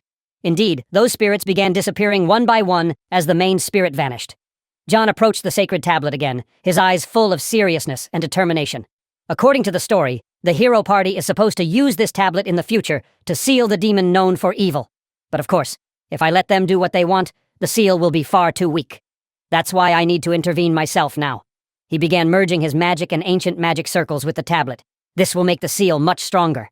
Then he used the storage stone to transfer the sacred spirit within it to help against the demon. But suddenly, strange energy emerged from the forest depths. Looks like the event I was waiting for has finally begun. He quickly rushed to where Ryan and her group were advancing through the forest. Hearing their tense argument, Ragnar was asking them, "Are we still going to advance further? We should have rescued Hart before coming here since we're spending all this time," Kyla replied firmly. "Stop the worthless talk now and continue your mission. We have plenty of monsters ahead and need to deal with them," Ryan told them. "We need to move to a deeper point in the forest. I'm sure we'll find the demon and her sealing stone there." Ryan was tense, wondering to herself about the demon's power they would face, but she didn't know any real information about that power. But Ciri suddenly intervened and stopped in front of them. "You better not continue on your path. There's great danger ahead of you," Ryan asked her. "What do you mean?" Ciri told her. "I sense enormous demonic energy ahead, and I assure you that you'll all die if you advance any further." Suddenly the forest began closing in on them, and the trees blocked all the passages. Ryan was shocked. "What's happening? Why is the forest trapping us like this?" At that moment, the demon suddenly appeared before them, a being wrapped in darkness and dread, and approached them. "I've been waiting for you for so long. You wasted a lot of time." Ryan was terrified and whispered, "The evil has finally appeared." But the demon was puzzled by Ryan's words. "Do you mean me by the evil one? I really hate that title." She approached them and added, "Why do you call me evil? I was just achieving my goals. Just like each of you has your own goals you strive for," Ryan shouted to her team. "Get ready. We'll fight her now. She's still newly freed from the seal, so no doubt her power hasn't fully returned yet." Ragnar was amazed. "I can't believe this is the powerful demon that was imprisoned in the forest," Ryan replied. "I was sure it was her, the sealed demon. I was able to sense her presence, but she's very weak now because the seal hasn't completely disappeared yet. Then she asked everyone to attack the demon immediately. Come on, we need to attack her now and finish her off." But she was shocked when Ragnar fell in front of her after receiving a fatal injury, collapsing beside her and dying instantly. Ryan was stunned. "What's happening? Who attacked him now?" The demon didn't even move from her spot. She began checking her group members only to discover they had all been killed by Lion himself. Kyla was shocked. "What did you do? Why are you attacking your friends? Have you lost your mind?" Ryan was stunned. "This is impossible." Lion was laughing and moving away from them. "You're all so stupid. I don't have friends at all, and my only loyalty is to the beast that rules this forest." Then he approached the demon, revealing his tattoo. "I came to your place as I promised you, and I must fulfill my promise to serve you and free you from this place." Ryan was amazed. "Impossible. Lion belongs to the purification cult. How is that?" "I don't understand." Lion told the demon, "I punished the scoundrels who invaded your forest intending to harm you, and I also brought you Ryan, granddaughter of the hero who sealed you in the forest so you can finally get your revenge." Ryan looked shocked. "What are you talking about? We're friends. We should be more than family. We grew up together since we were 3 years old." Lion ignored her and told the demon, "The hero's granddaughter is now at your mercy, and you'll be able to get revenge on her for the injustice. You suffered from being sealed in the forest by her grandfather." The demon spoke to Lion. "You're right. I don't like this girl.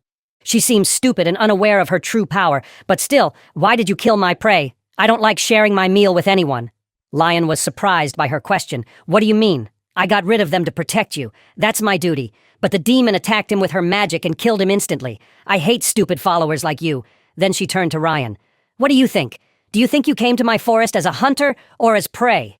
At that moment, we shift to Ciri, who appeared before Gian as he headed toward the demon's location. Ciri looked scared and asked John to flee with her immediately. "Lion betrayed us. He killed all the group members. The demon that appeared has terrifying power. No human can defeat her or even touch her." John was puzzled. "Did you leave your group and run away?" Ciri looked disturbed. "What are you thinking? We need to flee from here immediately. We don't have time. The demon will find us soon and kill us. We need to ask for help to save Ryan." But John was laughing. "And why would we ask for help? This is the perfect opportunity for Ryan to become stronger. This has been my goal from the beginning." Then we learned the demon's truth. She had been just an ordinary human who was born and lived her childhood normally. But as days passed, her desire for bloodshed increased, and she couldn't explain what was happening inside her until she met a fortune teller who told her that her fate had already been determined and that she would become a known demon and enemy of humanity. At that point, the girl didn't doubt the fortune teller's words because she realized her destiny had been drawn for her and she wouldn't be able to change it. In fact, She didn't want to change her fate at all. She didn't want to escape from a destiny that was enjoyable for her, because this way she could feel the pleasure of killing without blaming herself. She knew that her consequence would be sealing because of her transformation into an enemy of the whole world. But she didn't care, and continued her path in blood as this path was her only way to feel ecstasy. We returned to the demon standing before Ryan, addressing her mockingly. "Are you really the granddaughter of the hero Denier? I never thought that strong bastard would produce such weak offspring. Even bringing you to me was entertaining. He was extremely weak to me, but he succeeded in finding a way to seal me. But you don't seem entertaining. Even finishing you off won't be entertaining for me." Finally, she asked, "Do you know that I'm going to attack the city of Rowan and destroy it completely after I get rid of you first?" Ryan was suddenly in a state of shock and amazement when she heard the demon's threat toward the city of Ron. She immediately began gathering all her strength, determined not to let evil extend to her people. The demon addressed her mockingly. "I've suppressed my desire to feed on humans for a long time because of the seal, and I was only allowed 5 people per month. But now I'm free, and my hunger is so great that one city won't satisfy it." Anger swept across Ryan's features, so she unleashed her power. "I will never let you do that." The demon looked at her with surprise. "Have you finally decided to resist? I thought you would surrender or try to escape." But Ryan clenched her fist, summoned her spear with lightning power. "I can't let you play around as you please. I'll get rid of you now and protect my city." She launched forward and stabbed the demon with the lightning spear. "How many more humans will you need to satisfy your beastly hunger? You've killed many innocents from my people, and I'll end your life along with this hunger here." The demon laughed loudly. "Finally, you came to your senses and decided to fight me. I thought you were boring and I wouldn't enjoy eating you, as I hate feeding on desperate people because my pleasure becomes weak. I like devouring them at the peak of their courage." Ryan felt confused and wronged. How? How is she still alive? I attacked her with all my strength." The demon laughed. "This power won't even affect me." Suddenly, several savage wolves burst from her body. "I love that glint of despair in your eyes. You finally abandoned your courage and decided to surrender." Ryan felt terrified. "I'll die if those beasts hit me." She dodged the savage wolves' attacks with incredible speed and moved away from them. "I'll finish you off now." She approached the demons again, but at that moment, another savage wolf appeared and swallowed her spear before it could touch the demoness. Ryan was shocked. "Impossible. My spear made of black metal was destroyed like that." Immediately, the demon released a large number of beasts. "You should use all your power now. My entertainment is starting to fade." Ryan was utterly stunned. I never imagined the gap between our powers was this huge. The beasts rushed toward her. She tried to attack but had to dodge them and quickly escape their vicinity. While the demonist kept laughing, "You must use all your power now. You'll be killed by my wolves as if you never fought me at all." Ryan moved quickly upward and gathered lightning magic, summoning a lightning spear in her hands. "I have to destroy this demoness with just one attack. She's extremely powerful now, and if her power is completely freed from the seal, she'll become a danger to the entire world." She sent all the mana and magical energy into the lightning spear. "I'll lose all my energy after this strike, but I have no other choice." She launched a violent attack that shattered the ground and completely destroyed the place with the power of the lightning spear. Ryan collapsed to the ground, exhausted by pain and suffering from the loss of all her energy and magic. "I haven't depleted my power and magic like this in a long time. My body will suffer for a long time after using my secret technique." But I had no other solution. The demoness must have been severely injured by this attack. I need to make sure she's destroyed before she recovers her full energy. But the surprise was the demoness appearing before her, laughing mockingly. "Did you really think an attack like that would actually kill me? Your attack was strong, and if I were truly weak because of the seal, as you imagine, I would have died now. But you're wrong. The seal was broken long ago. I simply didn't move or attack you because I was recovering my strength and health. Now I'm at the peak of my power." Then she summoned a huge number of demonic serpents and prepared to attack. Ryan said, "This is impossible. This means she's been at full power for a long time." The demonist kept laughing. "Exactly. You never had any chance of beating me from the beginning. I was just giving you hope so I could destroy you at the peak of your despair." She sent her serpents to attack Ryan. "What do you think now? Do you still believe you can defeat me?" Ryan's strength failed her. "This is impossible.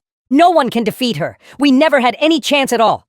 The serpents attacked Ryan, unable to move. She muttered in pain. "I have no chance of escape or victory. Everything that happened was my fault. My friends were killed, and my city will be destroyed because of me. I was foolish and deserved to die before them." The serpents surrounded her and were about to finish her off. At that moment, Jane appeared using dark magic to counter the serpents, which completely shocked Ryan. "Where did this magic come from?" Great amazement showed on her face when she saw John directly in front of her. She asked him, stuttering, "What are you doing here?" But she quickly lost consciousness. John kept watching her, muttering to himself. It seemed she was severely shocked by what she faced. The power gap between them was enormous, so much that it destroyed the courage that drove her to fight. The dais was still laughing. "I didn't expect you to show up here. I told you before that I'd kill you if you came to my place." John smiled. "Should I call you by your demonic name, or by Loa from when you were human?" The demonist froze in place and looked at him in amazement. "I never expected you to know my identity." Then she began gathering her magic. "Do you know my other titles, too? Are you stupid enough to come here knowing my true power?" John smiled calmly. "Of course, I know all your titles. You're humanity's enemy, and the fiercest creature to kill humans in their history. And the most famous number the world knows you by is your title, the Demonic Blood Witch." Loa replied with calm confidence. "I know you're not stupid, and what you saw now should have been enough to warn you to run from me," Ja said with a confident smile. "And why would I run?" she answered. "Because I'll kill you if you don't run from here." "The answer is obvious." John laughed. "Unfortunately, I don't intend to die today, especially at your hands." Loa seemed surprised. "What do you mean? What's the reason for coming here in the first place?" John said, "Simply put, I came here to make you submit to me, and from now on you'll be my follower." Then he added, addressing her confidently, "Since the moment I arrived in this world, you've always been one of my main targets to convert into one of my followers to achieve my goal. At first I planned to add Ryan to my team, but I decided to give up on her because she's not mature yet, and she's supposed to be part of the heroes team. I don't want to affect his path because he'll be helpful to me in the future." Lena laughed loudly. "Are you saying now that you'll turn me into your follower? You must be truly foolish, but I like entertaining enemies. I'll give you a chance to prove your ability to do this." She released her power, unleashing an army of demonic beasts and directing them toward John. "Show me your ability now and face me with everything you have." John took out his storage stone and summoned the sacred seal spirit from it, threw it before her and activated it in the place, then began activating seal magic on Loa. Loa was surprised. "What are you doing?" John said firmly. "I'm sealing you. I told you from the beginning that you'll be my follower." In an instant, both of them were transported into a magical world created by the sacred tablet. John said, "This magical world was made with the magic in the sacred tablet, and the tablet's function is to harm the spirit and beast that tries to serve it here will be imprisoned in a magical world, and the stronger spirit will seal the weaker one. The wizard who created this tablet is known for soul destruction magic," he continued with a cunning smile. "I was prepared for battle from the beginning. So, I searched for the tablet first, then stored it in the storage stone I took from the spy. The sacred tablet has several parts, but I can't store them all. So, I used only the main part. True, the magic will be weaker, but it will serve the purpose." Loa laughed again. "Do you think that with this old trick you'll be able to seal me again with ancient magic? There's one problem with your plan," she added confidently. "I knew what you would do, and I watched you and your team from the moment you entered the forest. Do you think I let you take the sacred tablet like that without purpose? I knew you would use it against me," she said coldly. "The answer is simple. It won't help you against me. Soul destruction magic isn't seal magic as you think, but an ancient art that consumes the stronger soul to destroy the weaker soul. That's why I tell you that you'll fail because the seal's spirit is much weaker than me." Then she continued, "That bastard darer used many tricks to succeed in sealing me in my moment of weakness, but luck doesn't repeat twice. I spent centuries in the forest sealed, and I strengthened my soul with demonic magic and huge sacrifices. It's impossible for you to win now." The magic around her intensified. "What do you think? Does he think he can defeat me despite my soul's power? I offered you a chance to escape and wanted to spare you, but you're a fool and trapped yourself in magic that only one soul survives. You'll lose your life," John said calmly. "I myself don't know which soul is stronger. Well, find out now. We won't lose anything," he continued. "I was always wondering, is the soul inside me really that of the strongest emperor in the world, or is it just John's soul carrying memories and part of the power? I'll test my theory now." He went on explaining, "Soul destruction magic compares two souls, then the stronger soul destroys the weaker soul. If my original soul is still inside me, I'll lose the battle now." Lena laughed loudly. "Did you really come here to test your soul and power? You couldn't even defeat 7 of the strongest mercenaries combined. So, how do you think you'll beat me?" she continued threateningly. "I was thinking of leaving you alive because your power deserves life, but you provoked me, so I decided your life has no value anymore." She said that released her power in the next moment and began summoning a large number of demonic serpents. "Do you know how many souls I've stored in my body?" she asked John. "Then merge those serpents into a giant demonic serpent. This is my special ability, Sangria's Dream, which will absorb and destroy your soul." Loa attacked John with the giant serpent, laughing mockingly. "It's over for you now. You'll become part of my power and my soul will crush you." But John unleashed dark magic in a flash, annihilating the serpent in seconds and even cut off Losha's hand at the same moment. Loa stood stunned, looking at her severed hand in disbelief. "What's happening? Why was my hand cut off? I'm sure you didn't use a special attack. So why did my ability vanish with my hand? John answered calmly. The answer is simple. Serpents can't devour prey much larger than themselves. Because of my power, and thanks to your soul and our entry into soul destruction magic, I can release a large part of my power without fear of my body being destroyed. That's why I can now use part of my old power. And when the Black Star's power is completely unleashed, no enemy can face it. Loa was healing herself while asking nervously, "What did you do?" He answered, "I think you already know. You're weaker than me now."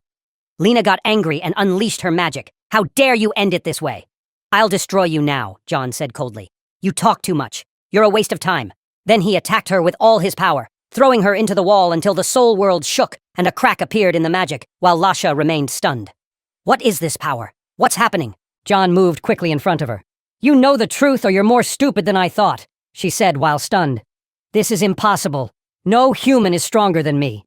John didn't give her the chance, pouncing on her quickly and destroying her head. "I came here to prove your theory wrong. Your power doesn't compare to mine. I'm stronger." As soon as she was about to collapse, he asked her, "Will you surrender now? Resistance won't help." Lucina quickly regenerated her head and retreated far away, screaming and cursing at him. "How dare you! I'm the strongest demonist who terrorized humanity. I've been too merciful with you, but now you'll realize why humans feared me. I'll make you suffer and wish for death from me before I end your life." But John moved to her and attacked her with his prayer magic, destroying her once again. "You talk too much. I told you the power gap between us is so huge that you won't even be able to scratch me." Lucina continued regenerating her body with the demonic blood witch's magical power, but John kept destroying her each time. With every regeneration attempt, Lucina became more shocked and wondered, "What's happening? Why can't I escape from him? His power is crushing and my body gets destroyed every time he touches me." She suffered and screamed, "No, this is impossible. No human can do this to me." For the first time in my life as a demonic witch, I feel humiliation and shame. And worse, I'm starting to feel fear. When did my heart start beating with fear? I think it was the moment he stopped my strongest abilities and cut off my hand without me even seeing his attack. No, it was when he told me he came to test his power on me. I didn't understand his words then, and I didn't suspect he wasn't an ordinary human. I thought I was controlling him since he entered the forest, and I allowed him to take the sacred tablet, thinking he wouldn't be able to use it against me. I imagined I would control him in the end, but I was wrong the whole time. He deceived me from the beginning, made me think he lost control while he was weaving the threads of his plan to control me. Luca's gaze filled with terror, and she whispered, "What will I do now? I never thought I might die, even against the heroes themselves." Luca kept screaming and begging him to stop, but John was laughing. "You're asking me to stop. Don't worry. I know there are many souls in your body mixed with your original soul, so you won't die now." He continued his attack, burning her with the Black Star's power, and said, "Your special ability, Sanjaria's Dream, allows you to drain the life and age of those you kill and use them for your power, which is why you have many souls inside you and don't die easily." Lucina was shocked. "How did you know about my special ability and about the souls? This is impossible." John said briefly, "Be quiet." He continued tearing her apart every time she regenerated, and added, "There are many magical obedience contracts, but the strongest contract is the one that seals and binds the soul directly. This is extremely rare as no one can easily reach another person's soul. But because we're inside soul destruction magic, I can now easily imprint the obedience I want on your soul." He kept laughing loudly and said, "I'll teach you obedience myself, and you'll know that I'm your master, and you'll serve me for the rest of your life," John said while smiling. "The Black Star's ability is to plant fear in any being's soul, and I'll use this power to turn you into my servant. And I haven't even reached a quarter of those souls. I'll keep destroying you over and over until I reach half the souls. Then we'll talk together." Moments of violent fighting passed inside the soul destruction magic world. And when the battle finally ended, John emerged victorious from the magic to find himself in the same place he entered from. He said while observing things around him, "It seems not much time has passed since I entered the soul world. Ryan is still sleeping on the ground. I think I only stayed there for 5 minutes." He looked toward Lashina, who is still suffering from what he did to her in the soul world. He said to himself, "I've planted the obedience contract directly on her soul. It's not the perfect contract I was hoping for, but it serves the purpose. I intended to establish obedience deeper in her soul, but the soul destruction magic couldn't withstand the Black Star's ability and broke quickly. The important thing is that I managed to do it. If I hadn't intervened and defeated Luca, she would have exploded her power as the demonic chaos witch and spread destruction in the world, causing many disasters for the kingdom and the hero. Now I'm changing the future again." Luca finally woke up, watching John with amazement and muttering, "This is impossible. I've been defeated. For the first time in my life, I felt such fear before a human. And worse than that, He planted an obedience contract on my soul itself. Where did this bastard get such crushing power? I've never faced a human with this power before. Despite her bitterness, she started laughing and said to him, I'm now obligated to obey you thanks to the contract, but I promise you that the day will come when I'll lift this restraint from my soul and get my full power back, and then I'll destroy you in the worst possible way. I promise you that is the strongest demonic witch on earth. John smiled and said, Well, if you can hurt me someday, I'll welcome any attempt from you when you're free from your contract, he added. And by the way, possible Zaid Akins data. From now on, you'll call me. Luca stopped looking stunned and said to him, Fine, I acknowledge that you're my master. Then she stood before him and said, Since you're my master now, I have a question. John was surprised and said to her, What do you want? We need to leave here. I have many things to do, she answered. Actually, I just wanted you to know that I love killing. This is my nature and destiny. I can't go against it even if I try. My menu includes all living and non-living beings, and I prefer the strongest among them. Then she looked directly at him and asked, Since you're my master now, how much will you allow me to kill? You need to provide me with victims to satisfy me. John laughed and said reassuringly, Don't worry. As long as you're with me, you'll get a number of victims you never imagined in your entire life. Days passed, and one day Baron Ryan came to Ryan, who had returned to her castle. He asked her with concern, Will you continue like this for long? Ryan didn't answer and was very angry, so he said to her, 3 days have passed since we found you outside the Black Forest unconscious. We examined the forest and found traces of a huge battle, and we didn't find any of your friends who entered the forest with you. And since you left there, you haven't talked to anyone and refused to tell us about the fate of the demons or your team. Ryan left her and said, Rest or eat something at least. Your health is important and you must recover it. Ryan remained sad, repeating to herself, Everything that happened was because of me. I entered the forest with my friends despite my weakness and didn't assess the situation well. So they all died because of me. I can't believe that those I lived with my entire life ended up this way because of my recklessness and desire to destroy a power that far exceeds us. Then she spoke to herself with determination. No, I won't let their sacrifice go in vain. I must become stronger, and I won't be defeated again no matter who my opponent is, she added. I'm sure the demonic blood witch is still alive. I felt a connection between us when she attacked me, and this connection still exists, which means she's still living. I promise her that I'll become stronger, and I'll find her, and I'll take revenge on her for everything she did because everything that happened was my fault. She suddenly wondered, and what about John? I don't know anything about him since I left the forest. Is he still alive, or did the witch kill him before me? No, I saw his power myself, and I'm sure he's still alive. It's impossible for him to die at the hands of that demonic witch. I really hope to see him again. But before that, I must be much stronger so I won't be a burden on others. Meanwhile, we moved to Elena, director of the Moon's Eye organization branch, who was receiving a report from her followers about the events in Ryan Province and what happened with John there. Elena asked her assistant, Is this news accurate? He answered, Yes, our best spies watched the strange person who appeared recently and gathered this report. Elena listened, then said, amazed. According to the report, the Black Forest disappeared with the evil that inhabited it, and all the monsters were exterminated, and the forest is now completely natural. No one knows what happened there. Does this mean the demons was killed, and that's why the forest was purified and we controlled it? The assistant replied, The spies couldn't enter the forest behind Ryan's team, as they were afraid they wouldn't come out of it. But from the behavior of those who survived, it's believed that the demoness was indeed destroyed, Elena said slowly.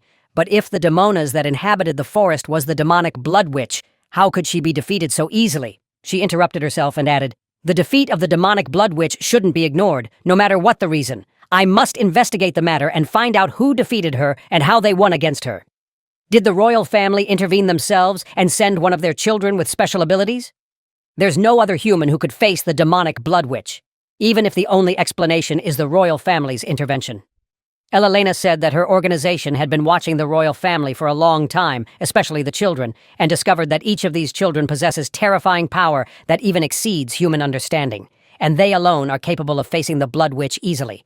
She added that her biggest suspicion revolved around the person they were watching who entered the forest with the raid group, and she's sure he's one of the royal family's children, but she can't determine his identity specifically. Then she asked her assistant if they had learned any information about that boy, and he replied that they searched the records and history of the entire royal family and found no prince with these characteristics, except for one person only. Elena said she was certain of it, and that such brutal power could only come from the royal family.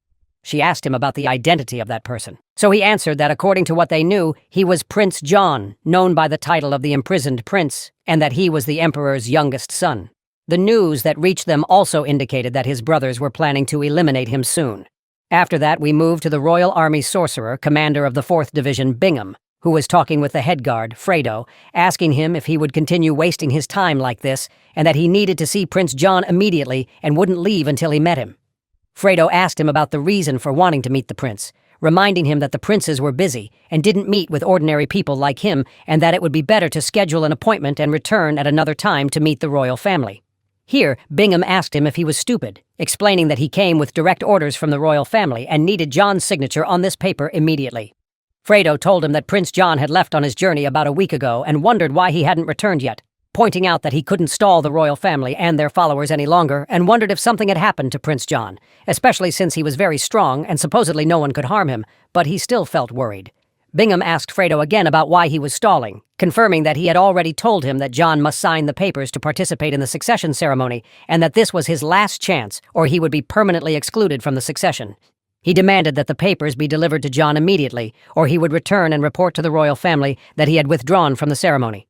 Fredo asked him about the reason for this delegation's existence, confirming that it had never happened before for a prince to sign papers for participation, and that John had already told them he would participate in the ceremony like his other brothers. So why insist on the signature? Bingham continued laughing while saying he was sure John didn't want to participate, and added that he had been waiting to meet John for 3 days, and every day the guard would tell him that John was busy or sick, or give any other excuse to prevent him from meeting him. He was sure that John was in the palace but was deliberately avoiding him, or maybe had actually fled the palace since his other brothers were present in the main palace, while he was the only one in the exile palace because he was expelled from the main palace due to his weakness. He explained that if John tried to leave his palace, he should inform the royal family first, so either he was avoiding him or had actually fled. He continued laughing, confirming that he would prove to the royal family that John was either avoiding his responsibilities or had left the palace without permission, and thus would provide a great service to the third prince and receive a huge reward in return. Then asked Fredo to tell them John's location immediately for his own benefit. Fredo told him that John was sick and therefore resting in his room and wouldn't be able to meet him, and that he was supposed to return tomorrow. But Bingham ignored him and rushed toward John's room, shouting at him to shut up and that he had to meet him today, while Fredo was warning him to behave respectfully because what he was doing was a great crime in the prince's palace. Bingham kept laughing, saying that John wouldn't be a prince after today, and therefore it wouldn't be a crime to enter his room. Then Fredo panicked and described the situation as a real mess, wondering where John was. Bingham stormed into the prince's room and apologized for entering without permission, but said he needed to meet him immediately, and was surprised when he found John sitting inside his room. John told him that what he did represented great disrespect for his position, and that he had made a grave mistake. Panic appeared on Bingham's face, and he wondered how John was here, since he thought he was either avoiding meeting him or outside the palace altogether. John said he had asked a question and hadn't received an answer. Bingham stammered and apologized for his mistake, confirming that he came to deliver necessary papers for his benefit. Then he stood watching him, amazed, while wondering to himself what was going on, trying to understand if the rumors he had heard about John were wrong, or if the prince had actually changed, since he now saw him with an imposing gaze and strong aura and power, and could be compared to his terrifying brothers. Then John asked him for the papers. Bingham was shocked and asked him what papers. John answered, "The papers you tore up and want me to sign." Bingham was surprised and said, "Right." Then he went to hand him the paper, apologizing for wasting his time, and explained that the signature was necessary. John actually signed the papers, then said to Bingham warningly, "I warned you, and whoever sent you to me, that I don't like rudeness in dealing with me, and this will be the last warning for you, or you'll face the consequences." After that, Fredo asked John, "Where were you?" "I was dying of fear for you. The royal palace was looking for you all last week just to sign these papers." John answered while smiling, "I was indeed late, and I would have missed the succession ceremony, but that's not important."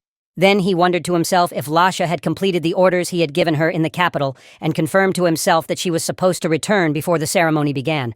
Then John asked Fredo, "Did you prepare what I requested from you before I left on my journey?" Fredo said, "If you mean the ghoul's heart you received as a gift from Princess Evelyn, it has already been prepared the way you requested," John answered. "Now is the right time to absorb the power of the ghoul's heart. I had to wait for a while because the process I explained to them was difficult, but the wait was worth it. With absorbing the heart, I will greatly increase this weak body's strength as well as my mana energy. This way, I'll be able to reach 2 levels of black star power before the succession ceremony. This is very important for executing my plan easily. Meanwhile, we moved to the assassin's headquarters who had been attacking John in his palace, and the assassin's leader was talking to his group, saying that the person who hired them to assassinate John was very angry about their failure, especially after failing twice in a row to eliminate him. And this was natural because he paid a lot of money hoping they would succeed. His assistant said, according to the account of one of the assassins who managed to escape from John's palace, there's a very powerful person protecting John from any attacks. The assassin who heard the conversation was puzzled and said, why would anyone sacrifice themselves to protect someone rejected by his family? Even his family abandoned him. So what's the benefit of defending him? The leader replied, I don't know, and I don't care about that. We have a mission to finish. We need to find a solution to deal with that mysterious protector. Get yourselves ready. We'll attack tonight. If we don't complete the mission, we won't get our payment and we'll become hunted. They replied, fine. We'll prepare all our followers and head toward John's palace in 2 hours. We'll use all our power this time. The leader said, prepare now. Everything you need is available, and we'll attack immediately after finishing the preparations. One of his followers asked, I heard that John will participate in the coronation ceremony. Doesn't that mean the royal palace will protect him? The leader answered confidently, don't worry. The person who hired us will provide us help as usual, and will open a direct path to John for us without interference from the royal guard. Another follower asked, who is this person who hired us? If he's this powerful, why didn't he complete the mission himself? The leader attacked this follower with his dagger and killed him, shouting, shut up! You're not one of us to ask that question. Here, Luca appeared, who had been controlling the killed assassin, and kept laughing and said to the leader, you're really smart. You quickly understood that your assistant fell under someone else's control. This is expected from an old assassin like you. You have very strong observations. She started watching the corpse, then said, but there's a problem. This assassin was my meal tonight, and I hate anyone sharing my meal with me, so I'll feed on all of you. The remaining assassins surrounded her and asked, who are you, and how did you get in here? She answered provocatively, and why do you want to know that? Anyway, you'll die soon. The assassins attacked her, saying she was very arrogant, but that didn't matter as long as they would eliminate her now. Loa kept laughing, saying, I never thought my master would provide my first meal this quickly. I was very hungry, and you bastards are strong and suitable to be my dinner tonight. One of the assassins tried to hit Luca, saying, I'll eliminate you now. But Luca's special snake appeared, and another assassin pounced on her quickly and jumped over the snake, trying to attack her while saying, I'll avenge you for what you did to my friend. Luca said to him, if you're sad about him, don't worry. You'll join him right away. Then she attacked him with the blood blade and eliminated him and said, this way you two are reunited again for one purpose, increasing my power. At that moment, 2 of the assassins attacked her using stealth power and managed to hit her and pin her in place and said, we finally caught you. The assassin's leader advanced and attacked her forcefully, shouting, it's time for you to die. I'm a monster and won't show you any mercy. And he managed to cut off her head. All his followers gathered around Luca's head and said, what is this rose? Where did it come from? The leader said confidently, I don't care who she is or who sent her. I just want to know who sent her to us. He asked his followers to carry out the mission first and then investigate the girl's matter. But Luca's head started talking, saying, what monster are you talking about? The assassins were surprised and said, what's happening here? Luca began regenerating her body again and didn't stop laughing while asking them mockingly. Luca continued regenerating herself completely in moments and released through her ability a large number of snakes and turned toward them. The assassins retreated away from her as terror controlled them, and some of them wondered what was happening. While the assassin's leader asked them in a trembling voice, who are you? You're not human, and your power exceeds even the power of monsters. At that moment, Luca attacked them without mercy and began devouring them while laughing, thanking them for her meal. I was very hungry. Then we learned the details of the succession ceremonies, which are held as a test for members of the royal family when they reach legal age, from which crown prince candidates are chosen to succeed the throne. Naturally, not all children are required to participate, as the strong ones are nominated by the emperor himself without needing the exam.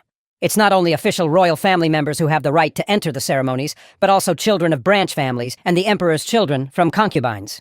Although children of branch families and concubines cannot become crown princes, even if they pass the test, their participation aims to prove strength and gives them a chance to enter the main royal palace, which is usually forbidden to them. And this opportunity only comes once in a lifetime.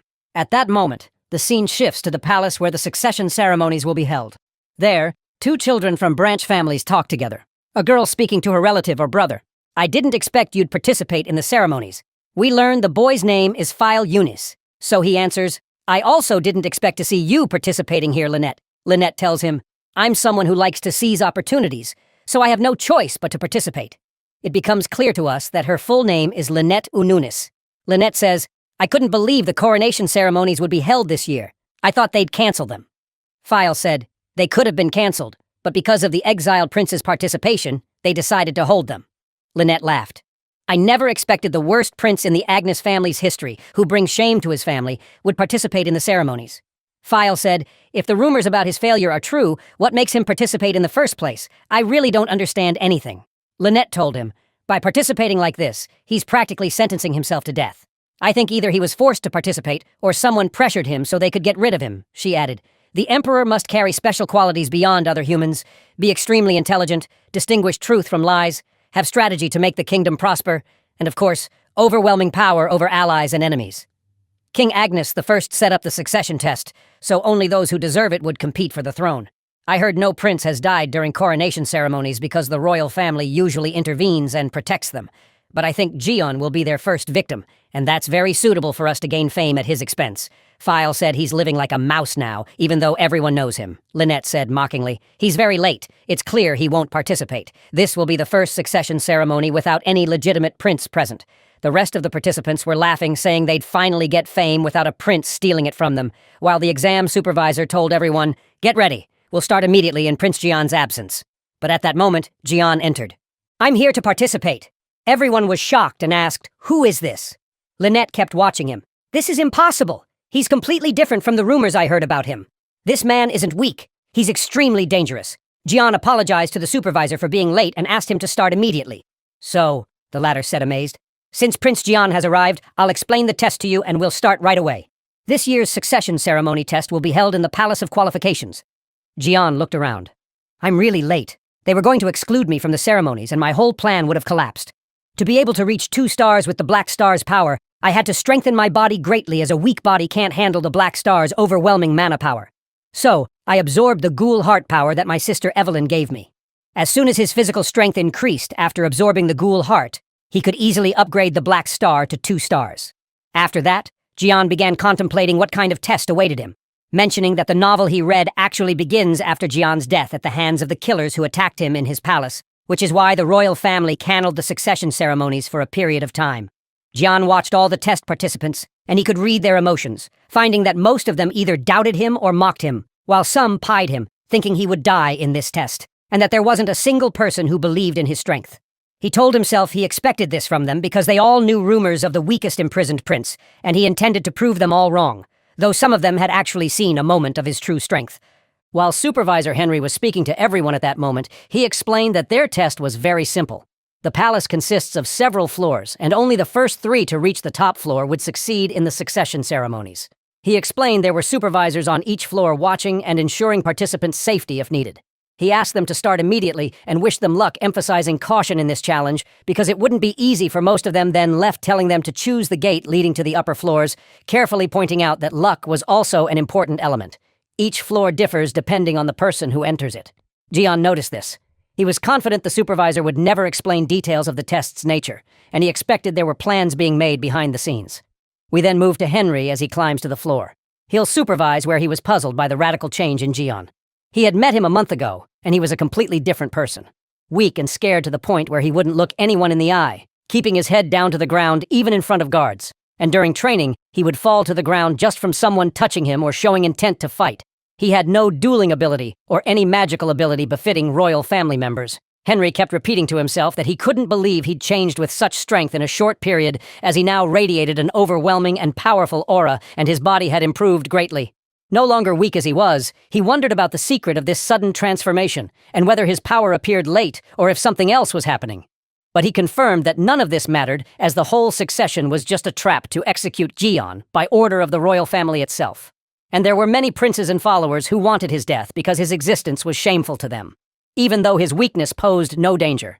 Thus, everyone decided that Jian would die during these ceremonies, no matter how strong he became, and even if he expected the test format, he wouldn't be able to overcome it. He explained that many participants from branch families would also be killed, so no one would suspect the truth of what happened, as these were the orders everyone received. The scene returned to Jian, watching all participants rushing toward the gates to ascend to the upper floors, repeating that they must hurry, because only the first 3 would succeed. And there were 3 gates with only 1 winner per gate. Lynette ran toward the gates with them, determined to win, but suddenly stopped, watching Jion with amazement as he didn't move from his place. So she asked herself about the secret of his not moving. Then File called her and asked why she stopped, confirming he would enter and beat her if she didn't move immediately, insisting he would be among the winners. Then ran and entered the gate in front of him. So Lynette quickly followed, saying she would enter with him and had no choice but to win too. Meanwhile, John waited until the others chose their gates, and when the hall was empty, he chose one of the doors and entered, telling himself that rushing in tests like these was often a mistake, even if you were confident in your strength.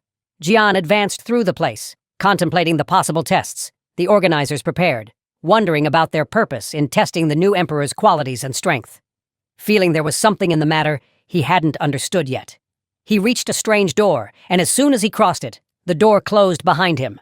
At that moment, he sensed the surrounding place and heard a sound like water flowing. But it wasn't running water, more like strange noise. He examined the ground to be shocked by the presence of a huge number of flesh-eating insects heading toward him to attack. Jian kept wondering what was happening. This isn't a test. Any normal person would die the moment these insects touch them. Then he wondered if they had changed the exam for the other participants, or if they had invented a way for them to bypass the insects. He confirmed to himself that he could get past the insects easily using his intelligence and movements, but he didn't intend to do it through normal methods, especially since he now possessed 2 black star powers and needed to test his new strength and show it off to everyone. At that moment, he began using his special black star ability. Having 1 star made me a strong person, but now having 2 stars represents a huge difference in power.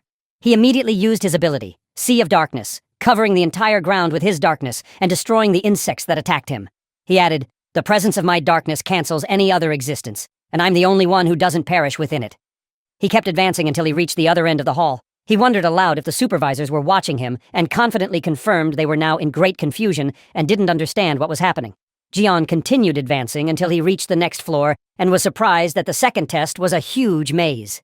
Thinking at first that it was easy and he would enter through the maze door and start immediately. But suddenly, he noticed someone approaching him quickly. Jian immediately knew the test wasn't just a maze. That person attacked him, and Giant dodged his attack quickly and expertly, then watched him to realize he was a Death Knight. He wondered, since when does the royal family use zombies in succession ceremonies? Either they've lost their minds or they don't want anyone to succeed this year.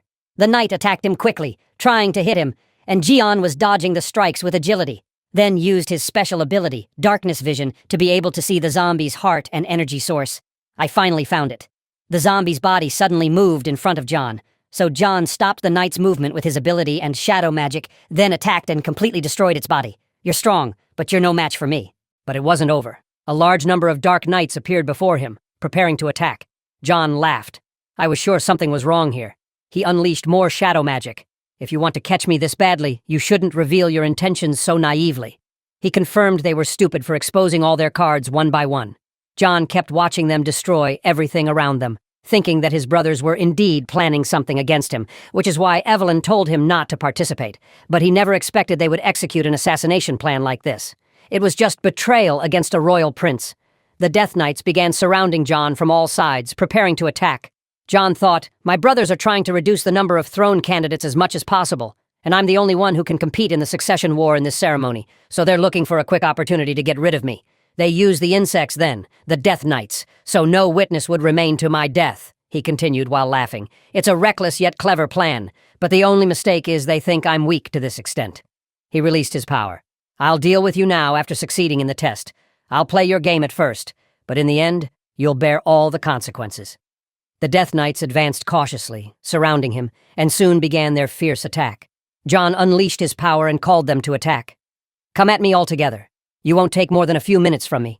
The Death Knights rushed at him with full force. One tried to strike him with a sword, but John skillfully dodged the attack using shadow energy. The power of these knights surpasses even ordinary Death Knights. The bastards prepared with all the dirty tricks, but that doesn't matter to me. In another part of the maze, Lynette was fleeing and being attacked by a Death Knight chasing her. She was terrified and wondering. I studied all the previous succession ceremonies, but I never heard of a test like this. As soon as we entered, we faced tens of thousands of flesh-eating insects, which posed a terrifying danger, especially with a royal prince among us. If I hadn't used my special ability and hidden in the wall, those insects would have killed me like the other participants. They didn't even leave bodies. They devoured everyone immediately, she added. After I passed the second door, I immediately found a very powerful Death Knight in front of me, even though summoning Death Knights is forbidden here in the first place. So, how are they using it in the exam? Lynette kept fleeing from the Death Knight while panting. I have to get out of here, then file an official complaint to the royal family. This isn't a normal test. Having a Death Knight here is a crime from the start. At that moment, the Death Knight attacked her using his powerful aura, but she managed to dodge his attacks at the last moment before he could hit her. She remained terrified, wondering what's happening. These knights aren't normal. They're stronger than even those used in wars. This isn't a test, but a massacre, she continued, fleeing while muttering to herself. The royal family must take responsibility. This way, they're killing the children of participating families, and even their own son, Prince John, too. This is a great shame on them. While she was fleeing, she finally reached the end of the maze, and suddenly, a huge wall appeared, separating her from the Death Knight. She stood amazed. I escaped from him at the last moment. I couldn't have run any further. Suddenly, she was surprised to find John beside her, fighting a large number of Death Knights. She was stunned, wondering what was happening, and why there were so many knights around Prince John. She said to herself, I barely escaped from just one knight by luck, so how will he face all of these alone? At that moment, one of the Death Knights attacked John, but John managed to dodge his attack quickly. Lynette was amazed. How does he handle this speed? All the Death Knights rushed toward Gon to attack him with full force, but he was able to dodge all their attacks easily thanks to shadow magic, which amazed Lynette more and more. He's not just dealing with their attacks, but controlling the battle and winning too. She watched him in amazement while muttering. His movements aren't those of someone terrified. He's playing with them like he's dancing. I've never seen such movements in my life. What's happening here? She remembered the rumors she had heard. I heard the royal family treats Jan like a worthless animal. So why is he this strong? How did his power increase this quickly? It's impossible to learn all this in a few months. It seems he was hiding his strength from everyone, even from his family. Is it a plan to seize the throne? Or does he have a much more dangerous goal that makes him deceive his entire family and let them despise him and conspire to assassinate him? How does he have the audacity and courage to hide such overwhelming power and allow them to treat him with such contempt for his plan? We returned to John, who kept fighting the Death Knights. Simple attacks don't work against enemies like these. I must use my magic since they have strong physical enhancement. He began using Shadow Storm, attacking the remaining knights and hitting them. Then he watched the storm's effect. Shadow Storm is a cursed strike, and now I've removed their physical enhancement and magical defense so I can eliminate them easily. After that, he enhanced his body with magic and pounced on one of the knights with his hand, killing him quickly. This is the fastest way to deal with them. At that moment, one of the other knights tried to attack John with his sword, but John noticed the attack and dodged it easily, then moved away and used shadow magic to attack and destroy the knight. He said to himself, It's been a long time since I trained against real monsters, and this is suitable training to improve my physical strength, but unfortunately, I don't have enough time. Then he attacked the knight with shadow magic and completely destroyed him. They're strong, but they're no match for my power. Another Death Knight suddenly appeared behind John, trying to attack him. John said, It seems they haven't learned their lesson. Attacking from blind spots doesn't work on me. He used his magic again and completely destroyed him. No matter how strong a zombie gets, their intelligence is very low, which is why they're defeated easily. Then he added, Only one monster remains, and it's obvious he'll use the same stupid strategy. Indeed, a new Death Knight appeared and tried to attack John from behind. Lat was terrified and called out to him, Watch out! He'll hit you if you don't pay attention. But John responded with shadow magic and killed him before he could get close, then muttered, My brothers should have planned to assassinate me with something stronger than this, or they'll definitely fail. Lynette watched what happened from behind the wall in great fear and quickly hid away. As for Jan, he said, The participants this year are unlucky. They participated in a massacre, not a test, but I'll avenge them. He left Lynette and departed the place, continuing to himself, I won't avenge them out of sympathy, but because these bastards increased the exam's difficulty and affected the honor of the succession ceremony that I created, and I'll punish them for that. John began observing his surroundings and sensed the power of other people in the place, then muttered, It's time to move. Meanwhile, the test supervisors were watching the events in shock. Henry couldn't believe what he was seeing, muttering, What's happening here? I never knew that John Agnes possessed this amount of terrifying power. All I knew about him was that he was just a weak failure. Is it possible that the king's blood suddenly awakened in him days before the test? But that's impossible. His way of fighting the Death Knights shows he's used to facing them. Now, whoever assigned me the task will blame me for everything that happened. Henry hurried to ask everyone, Where is John? We must locate him in the castle quickly so we can get rid of him. But no one answered him, so he got angry and asked his assistant, Cardo, You fool! Where exactly is John's location? Suddenly, John himself appeared, directing his words to Henry's assistant's head, saying mockingly, I don't think your assistant will be able to give you an answer now. Henry's face turned pale with terror at the scene. The scene shifts to the third prince, Enoch, talking with his assistant to inquire. Is what's being said about the disappearance of our night assassins organization? True, the assistant answered. Yes, they disappeared without leaving any trace. We searched everywhere and didn't even find their bodies, just traces of a big battle, but not a single drop of blood.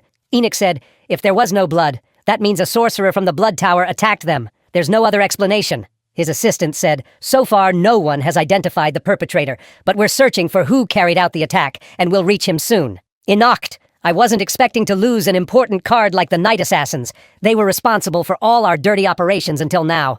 Things started getting out of control since we tried to get rid of John. If JN succeeds in the succession ceremony, it will be a big crisis because his mother will strongly support him to become the next emperor. Is it possible he's lucky to this extent? Or was he hiding his strength from the beginning and playing with all of us? Now I hate him not because he's a disgrace or weak like I used to, but because I don't understand him, and he's a danger to all of us. Then he said to his assistant, use all our connections with the test supervisors. You must make sure John won't come out of this test alive, even if it requires killing him with our own hands. Here, we return to the present. John bursts into the secret supervisor's room and everyone stands stunned, wondering, how did he appear here? This is a secret room, Henry asked them. What are you doing? Attack him quickly. We must not allow him to stay alive. Henry was terrified, muttering to himself, I don't understand how he discovered the secret room, but now we must get rid of him before anyone witnesses anything. I'll summon the third prince's power to save us. But John didn't give them time. He attacked one of the supervisors next to Henry with dark magic and killed him instantly, then grabbed another and said, You have now declared your crime. Attempting to assassinate a royal prince and manipulating the succession ceremony. Both crimes are punishable by death. Then he grabbed him harshly and finished him off. He turned to Henry. You chose the worst person to mess with. You'll die now without mercy, because I don't have any to begin with. The supervisors panicked and everyone wondered, where did he get all this power from? One supervisor rushed to attack John, asking his colleagues to focus on him because he was a great danger. John easily dodged the attack and said, You should have surrendered and blamed Henry for everything. That would be better than dying like this. The supervisor was amazed at how John escaped his attack. So John continued his attack with dark magic and killed him instantly, muttering, Their stupidity is killing them, unfortunately. Then he turned to the others. You'll die whether you resist or surrender because I don't spare my enemies, but you have a choice. One supervisor tried to attack Jian with his magic, attempting to hit him, but Jian quickly dodged his attack and said, He seems eager to die first. I won't mind your choice. A quick death is better for you. The mage froze in place from shock and asked himself, how did he predict the path of fire magic? He tried to retreat and create a fire barrier around himself, threatening that just touching the flames would turn John's body to ash. But John pierced through the mage's fire with his darkness and moved directly in front of him. Do you think such pathetic fire can stop my darkness? Then he finished him off immediately. Henry watched all this in disbelief. Impossible. I thought he showed all his power only against the Dark Knights, but he was hiding most of it. John pounced on the remaining supervisors, one after another, as they begged him for mercy, but he granted them no pity and finished them off in front of Henry. Henry completely broke down from terror and screamed, Impossible! We can't even touch this creature! He's not human like us! He's a monster! John said, I know you were following orders from one of my brothers to assassinate me, but you were stupid. You should have feared me, not feared his brothers, because I am the true terror in this world. Henry trembled and fell to the ground, pleading, Please, I understand my mistake. I'll tell you everything about the prince who ordered us to assassinate you. John smiled coldly. I don't need your information. Henry was shocked and screamed, Why? John pounced on him and killed him with his darkness, saying, I already know who attacked me. No need to hear from you. John examined the place after finishing everyone off, and when he noticed that one of the supervisors was still pretending to be dead, he said coldly, How long will you pretend to be dead? I don't have time to play with you. The supervisor was surprised by this, then suddenly transformed into a huge demonic beast and said to John, I'm truly amazed that you managed to discover my identity. I've lived in this palace and no one could detect me, not even the strongest princes. It seems you really hid your power from everyone. John said he felt demonic energy from this supervisor when he destroyed his heart, and knew then that he was a disguised monster, and also realized that this demon was stronger than the last beast he fought. The demon began laughing and asked John, Aren't you surprised by the appearance of a demon disguised in the royal palace? It seems you were aware that we infiltrated the place. He added that he intended to escape quietly, but changed his mind, deciding to ask him many questions. John released his power and said, You're wrong. No one makes decisions in my presence. As long as I'm here, the decision is always mine alone. You'll understand this well now. At that moment, we shift to Lynette, searching for John in the place, wondering where did he disappear. He left at the same moment I ran away from him. I must find John. He's the only one capable of saving me from this terrifying test. Why did he disappear after defeating the Death Knights? Why didn't he talk to me? I'm sure he saw me. Suddenly, someone appears in the place and Lynette is terrified. So she attacks him quickly. But he dodges her attack smoothly and turns out to be Vale. Vale said, "You shouldn't attack anyone you meet like this, especially if you're not sure they're an enemy." Lynette was surprised and said, "I thought you died during the test." He answered, "I also thought you lost your life on the first floor." Then he asked if she had seen John anywhere. So she told him she was sure he was still alive and that this test was strange and terrifying and their rescue was tied to John only. Vale said, "What do you mean? Have you finally lost your mind? It's impossible for John to be the strongest." Lynette insisted, "Jayon is the strongest person I've seen in my life, and we must find him to help us." Vale wondered in amazement if she really meant what she was saying. We returned to John, who had defeated the demon and injured him easily. The demon asked him loudly, "How could you touch me like this? We are above you, worthless, vallous humans." John watched him and said to himself, "This beast is stronger than the one I killed in my palace, but much weaker than the medium-strength beast mentioned in the novel. Also, his regeneration ability is very weak compared to Lucina. Though the comparison isn't fair, he thought he intended to prolong the fight a little to learn more about their abilities, but decided to rush the ending because the guards were about to reach the place, and he didn't want to reveal details about his power. Now the beast noticed this, so he gathered all his strength and said, 'You fool!' giving me a chance to recover my strength, and rushed to attack John violently, screaming, 'You should never be careless before a demon.' But John watched him coldly and said, 'Do you really think you pose a threat to me?' The beast reached his peak and said, 'You will see now, and I will destroy even your corpse.' He pounced on the place and destroyed the ground with enormous force, then asked for John's opinion, expecting to have injured him, but was shocked when he discovered that John had completely avoided his attack and all he hit was just the ground. So John appeared behind him and said, 'I told you before, the power difference between us is huge. You're stupid as usual.' Then he attacked the demon with dark magic and hit him directly, saying he would finish him off now, then searched for the rest of the demons disguised in the palace because they were definitely present. The demon began groaning and writhing on the ground, cursed Jan and said, 'This is why I hate your family. You are a cursed family. Your cursed power has prevented us from invading your kingdom all this time. I just wanted to make sure your power won't prevent us from invading you forever. We're preparing a plan to destroy you soon.' John replied, 'I know everything about your plan and how you'll attack the kingdom, and if not for a new variable, your attack would have succeeded, and that variable is me. I'm the one who will destroy you all.' Then he destroyed the demon's Mona crystal, so he couldn't communicate with other demons or regenerate again, and added, 'This way I've finished my mission here, and it's time to leave the palace.'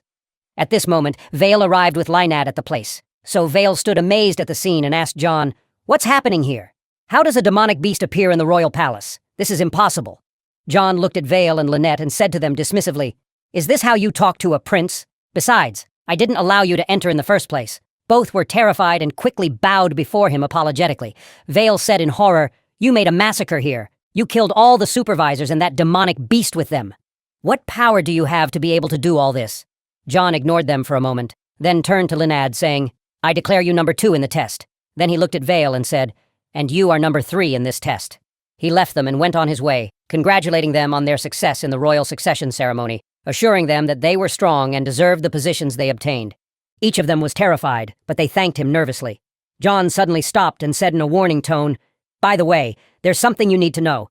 Everything that happened here regarding the supervisors and the demonic beast and killing them remains a secret between us. I expect you to keep it, and that's for your own good. This takes edit and is read into R80, they replied in panic. Of course, we won't tell anyone. John left the place heading toward the main royal palace, and while walking he said to himself, my old clothes were more comfortable anyway, but Fredo insisted I wear the official clothes. He was very happy and said he would be reassured now and could rest. John knew that the royal family heard about the manipulation of the succession ceremony and began a huge investigation into it to the extent that they ignored the matter of the demon that appeared in the palace, as the betrayal had a greater impact on them. He took out the magical protection bracelet and contemplated it a little and said, "This bracelet is a gift from Priscilla." She said, "Our engagement hasn't been officially broken yet." So, she had to give her fiancé a gift on the occasion of his success in the succession ceremony. He was surprised by her behavior and asked her about the reason, so she replied that she knew she was annoying, but if that was an attempt to stay in the palace, he wouldn't allow her. He confirmed that she was indeed annoying and was no longer engaged to him. John muttered. And speaking of annoying people, there's someone more annoying who's been following me these days.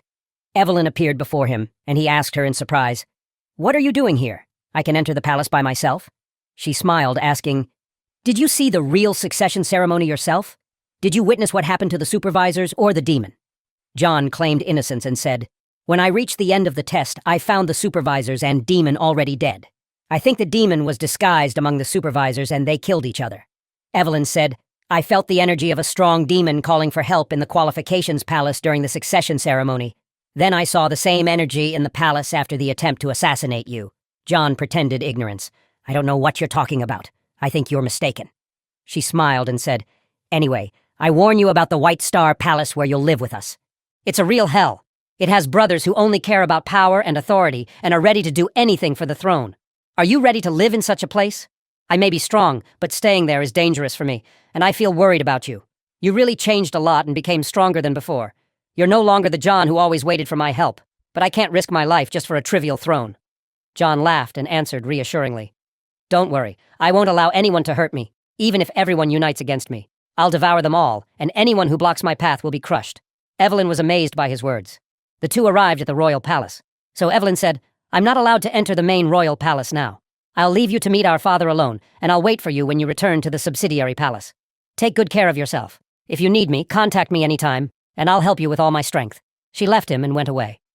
John watched her as he thought, "Despite all this power my sister possesses, she's still very kind to me." At that moment, a knight named Roner arrived to welcome him. "I'll be your guide in the White Star Palace." John entered with him, examining the palace and remembering the shape of his original palace. "This palace hasn't changed from the one I built. They just changed the colors. Otherwise, it's exactly the same. I wonder, are the secret places I created still there? Or did the novel only care about the known design and ignore the secrets?" At that moment, Ronye and John reached the king's chamber. Roner stopped in front of the king's chamber door. "I'm not allowed past this point. You can continue alone." John thanked him for escorting him. Then the guards at the door welcomed him and told him the king was waiting inside to meet him. John entered his father's room and found him extremely ill, which amazed him as he observed the condition of Emperor Ardo's Agnes, the last king before the kingdom's fall. He noticed his appearance was very weak compared to all the frightening titles he had given himself, and he was certain his father wouldn't last 2 months before dying from the disease. The king woke from his sleep, looked at John, and asked in amazement, "Who are you? You're not my son, John." At that moment, we shift to Asha, who had reached the gate of the royal palaces in the capital. She gazed at the place and told herself she had never imagined she would enter a royal palace someday, especially in this kingdom. As she tried to enter, she thought, "John was honest when he said he was a prince. I didn't think he looked like a prince, but he's definitely a scary person. Anyway, as long as he fulfills my desire to kill, I'll serve him." The guard stopped her at the gate and asked her to show her identification and introduce herself and the reason for her visit. Otherwise, they wouldn't allow her to enter the royal areas as these areas were forbidden to commoners. Asha said, "I don't have identification with me now, and I can't prove the reason for the visit. I'm here by invitation from a certain person." The guard replied, "If you don't have an invitation or proof of identity, we can't allow you in. This area is off limits to commoners." Osha got angry. "You can't stop me! My master asked me to come quickly, and if I don't arrive, he'll punish me." The guard said, "Who is your master? If you serve a prince or one of the palace followers, give me his name and I'll contact him immediately." Osha said, "Unfortunately, I forgot his name, but he looks thin, his body is very weak, and his eyes are scary like a beast's eyes before it eats its prey." She began imitating John's way of speaking in front of people. "You'll definitely recognize him this way. He's the only one who talks like this." The guard looked at her in confusion. "This girl is crazy. He and the second guard kicked her out. We can't let a crazy girl into the palace. When your master calls personally, we'll let you in." Asha got angry. "I tried to solve this peacefully. But since you're going to delay me and cause me problems with my master, then I'll get rid of you. You brought this on yourselves." We returned to the king with John, and the king was looking at him and wondering, "Who are you? You're not my son. I'm sure there's a big difference." John laughed. "A king indeed, even while dying, he still has the power of observation and intelligence. He realized immediately that I'm not the same person." The king said, "Even though you're in my son's body, I know the authority and power that every member of this family is born with. This authority never changes, but the power I see in you has completely changed. You've become a different person. Your eyes and special powers remind me of a very ancient power we lost generations ago." "The power of control," John said to himself. I knew the father would recognize the difference in his real son, but I didn't expect him to notice even while dying. He thought to himself that this king had no right to pretend to have fatherly feelings now. Because when John was born and the king found him weak, he expelled him and imprisoned him in the exile palace and left him exposed to assassination attempts without protecting him. Then Jian asked the king about the reason for his illness, saying he heard his disease was so strange that wizards couldn't cure it. The king was surprised by the question. "I didn't expect you to care about my health. I thought you would wish for my death like the rest of my children. But you're different. You have power and ambitions, but your goals differ from everyone else's. I'll tell you the story from the beginning." He said, 4 centuries ago, when Emperor Agnes founded this kingdom, we were the only great power in the world. No one competed with us. Then a strange gate appeared west of the continent, and from it emerged the demon continent. No one knew why the demon continent merged with our continent, or how the demons suddenly appeared, but we had no choice but to fight them after their first attack on us. Since then, the Agnes family has waged a long war against the demons, their goal being to erase their existence so they wouldn't become a threat later. The war continued for long years, and heroes appeared one after another to fight them. But the demons' numbers never decreased. Then one day, the demons suddenly stopped attacking and withdrew to their continent and disappeared from existence. Humanity didn't know the reason for their withdrawal then, but no one cared as long as the war was over. Jian said that humans were wrong when they embraced peace after the demons' withdrawal, because the demons were setting a trap to lower their guard and then strike again.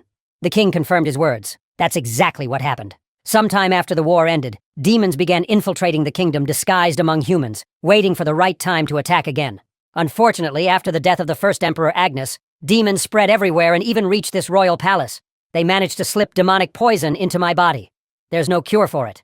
The king added that he had hidden this matter and no one knew about it except those close to him, and he couldn't expose the demons inside the palace so as not to ignite a civil war that would destroy the entire kingdom.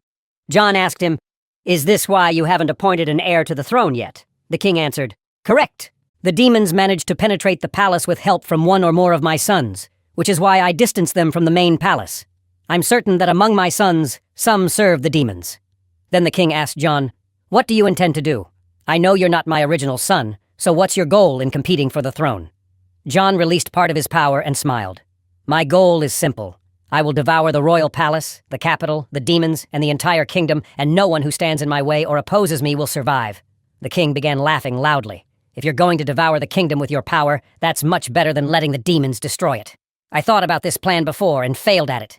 Then he said to John, "You need to find the shadows. It's the secret power we inherited from previous kings. I cut ties with them after being poisoned, fearing they'd be exposed to the demons, but I think you'll be fine dealing with them."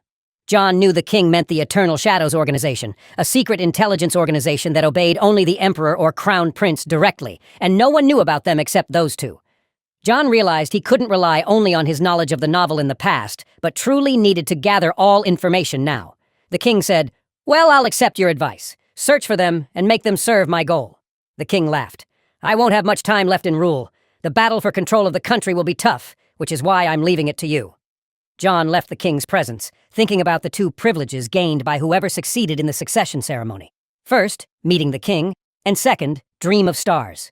John cut himself in front of a secret door in the palace, and it opened quickly, he said while contemplating. Dream of Stars is a secret room full of treasures that only the king's direct children can enter, and only once. As soon as he entered, a strange girl appeared before him, welcoming him. "I'm VA, guardian of Dream of Stars. Are you Prince John?" he said. "Yes." She congratulated him on his success in the succession ceremony and told him this place was his reward, and he had the right to take what he needed from it, as it contained unmatched treasures. She asked him to examine the place carefully. 2 could take only 1 item. John asked if these were all the items. She laughed. "Of course not. There are magical tools and items here that humans can't imagine, powerful enough to have been used by previous kings and heroes. But the problem is that all the weapons here have their own will. They choose their owner. And if someone tries to control a weapon against its will, it will kill them." I asked him if he was confident about entering the secret treasury. John said after smiling confidently, "You're worried about me, because none of the 3 previous kings ever chose any legendary weapon from here before." He asked her to let him enter the room, so she was surprised and said, "Fine, but you have to take responsibility. I warned you." The 2 entered the secret room, and Villa started laughing and asked him for his opinion. "Here are weapons capable of wiping entire kingdoms off the map." John began examining the place and said, "I recognize some of the weapons here from my previous life." Suddenly, a golden sword caught his attention, and he said, "This is the heavenly sword Rivata, one of the 3 strongest swords in the world. even in my past life. But before he could approach it, another sword began glowing in front of him. So Jan was shocked and said, This is Alexia's sword. How is my personal sword that I used in my previous life here? Villa asked him to ignore this sword and told him it was a cursed sword of immense power. It belonged to the first emperor who founded the kingdom, and no king or person after him could ever possess it. John grabbed Alexia's sword and said, smiling as if he and the sword had old memories together, It's been a long time since I used you, my friend. Suddenly, a fierce, dark energy emerged from the sword, trying to attack John. Villa screamed in terror. Watch out! Be careful! You'll be killed instantly. At the same moment, we shift to the third prince's assistant, Knight Reagan, who is on his way back to the palace, and remembering his conversation with Prince Enoch when he delivered the succession ceremony report and events. Enoch was amazed as he said, I don't understand how Jane even succeeded in the test, and also eliminated all the supervisors. How is this possible? And what about the rest of the knights and assassins? Reagan answered, They disappeared. We're still searching for them. Back to the present, where Reagan notices the Royal Army soldiers heading quickly toward the gates. So, he asks in surprise about the emergency. The driver replies, I heard the guards talking about someone trying to break into the royal area. Reagan asked, How many people are attacking? He said, Just one person, a girl about 20 years old, but her power is amazing. Reagan asked him, Anything special about her? He said, It said she uses blood in her attacks. Rayan was shocked. That's blood magic. She must be the blood which we're looking for. Why is she attacking the royal area after she destroyed our assassins? Maybe she's trying to hide herself. I need to see her myself, he asked the driver to hurry to the outer gate. Back to John talking about Alexia's sword. In the past, when humans lost sunlight due to a long-lasting eclipse, a huge meteor fell from the sky. Humans tried all their energy on that meteor, but it wasn't affected by anything and was always surrounded by a terrifyingly dark aura. In the end, only one sword was forged from this meteor, Alexia, or the Sword of Light's Fall. John returned to reality and was finally able to control Alexia and said, This sword rejects all energy sources except pure dark energy. That's why it recognized me as soon as it sensed my energy. But it's strange that Alexia in this world is broken in half. I never heard that anyone managed to shatter it in the first place. It seems there are secrets yet to be revealed in this world. Then he said to Villa, My decision, I'll choose Alexia's sword. Villa was surprised and asked him, Do you prefer it over all the other weapons? He said confidently, Yes. She told him, Fine, you can take it. He left her saying, I'll visit you again when I become king. Meanwhile, Osha was attacking the guard soldiers at the royal gate. The soldiers shouted, We must stop her at any cost, or eliminate her because she's in unbearable danger. Osha replied coldly, Get out of my way or my master will punish me. The guard captain ordered his soldiers to attack her all at once. They actually attacked her, but she used blood magic and slapped them all away, mocking, Fools, you'll never be able to stop me. The captain stood stunned. How can one girl defeat the royal guard like this? Who are you, and why are you trying to enter the palace? Osha, trying not to kill them following her master's orders, says, You're so annoying. All I care about is meeting my master. I don't want to hurt anyone, and you're bothering me like this. All because of his instructions not to kill you. Suddenly, she noticed magic in the ground beneath her and jumped to avoid a ground attack. She said, smiling, Finally, a strong wizard. I was really starting to get bored. The earth magic turned into a huge golem that tried to hit her, crushing the ground around her. Osha laughed. You think a golem like this will hurt me? The golem attacked her, and Knight Reagan appeared using earth magic himself. The soldiers said, Who is this using earth magic? They were surprised by a man saying, Everyone back off. I'll handle her myself. The guard captain objected. But we want to help you. We must arrest her. Osha appeared from under the huge golem, completely destroying it, while laughing mockingly, then directed her words to Reagan, saying, You're really strong, and now you're making me angry. I can no longer control myself to fulfill my promise to my master. Prepare to die right now. She summoned her magic, releasing a huge number of magic thorns and attacking Rayan with them non-stop. Rayan asked her, Are you a follower of the Blood Magic Tower, and why are you attacking us? She shouted at him sharply, Shut up! And continued attacking him with thorns, forcing Rayan to use earth magic to quickly block her attacks. Then said, Does the Blood Tower know you're here? She answered him coldly, Blood Tower? What are you talking about? I only serve my master and have nothing to do with anything else. Reagan wondered, Are you the one who attacked our assassin soldiers? Osha said with a cold smile, I don't understand what you're talking about. I don't attack anyone unless they attack me, Rayan said. Then I'll have to cut off your hands first and then ask you again, and then you'll definitely confess. He summoned a powerful beast of his to fight Osha, threatening, Your death won't be easy after everything you've done. Osha laughed carelessly. It's stupid to think such a trivial beast could even touch me. Then she summoned one of her own beasts, saying, I'll end this matter right now. then apologized to my master later. But before the battle between the two beasts could ignite, John suddenly appeared and eliminated the attacks and ordered them to stop immediately, saying to Rayon, "The battle is over now." Rayon stood shocked, saying, "Impossible! Is this the Prince Jay?" And I know he was nicknamed the Exiled Prince because of his weakness. But anyone who sees him now would think he's the king of the country. Maybe that's why all the assassination attempts against him failed. As his power finally awakened, Osha called out to John happily and asked him, "Why were you late? I told these fools that I just wanted to meet my master and they prevented me. You should have mentioned your name to me or explained your position as a prince to them. This was your mistake." Reagan watched what was happening in amazement. What's going on? How does this terrifying girl call John her master? So, he's the one who ordered her to get rid of the assassins. Reagan and the guards quickly gathered and bowed in respect to John. So, he said to them, "I'll take Osha with me to the palace." The guard captain protested. "This girl tried to break into the royal palace and eliminated a large number of guards. This is a crime," John explained to him calmly. "She didn't try to break into the palace. She entered here under my direct orders. I already informed the guards of her coming today, but you didn't pay attention. This is negligence on your part. Watch your soldiers yourself. They're all alive. And Osha didn't kill anyone." Osha shouted, "Indeed, I tried my best not to kill anyone." John said to them, "As long as things are over, I'll head to my palace now." They all bowed to him and cleared the way, but John was surprised by Rian standing in his path. John asked him, "What are you doing? Are you trying to stop me?" Reagan trembled and said, "No, never. Welcome to the palace." John entered with Osha, warning Rayon, "Be careful not to repeat that with her because I don't tolerate disrespect. Next time I'll end your matter immediately without question."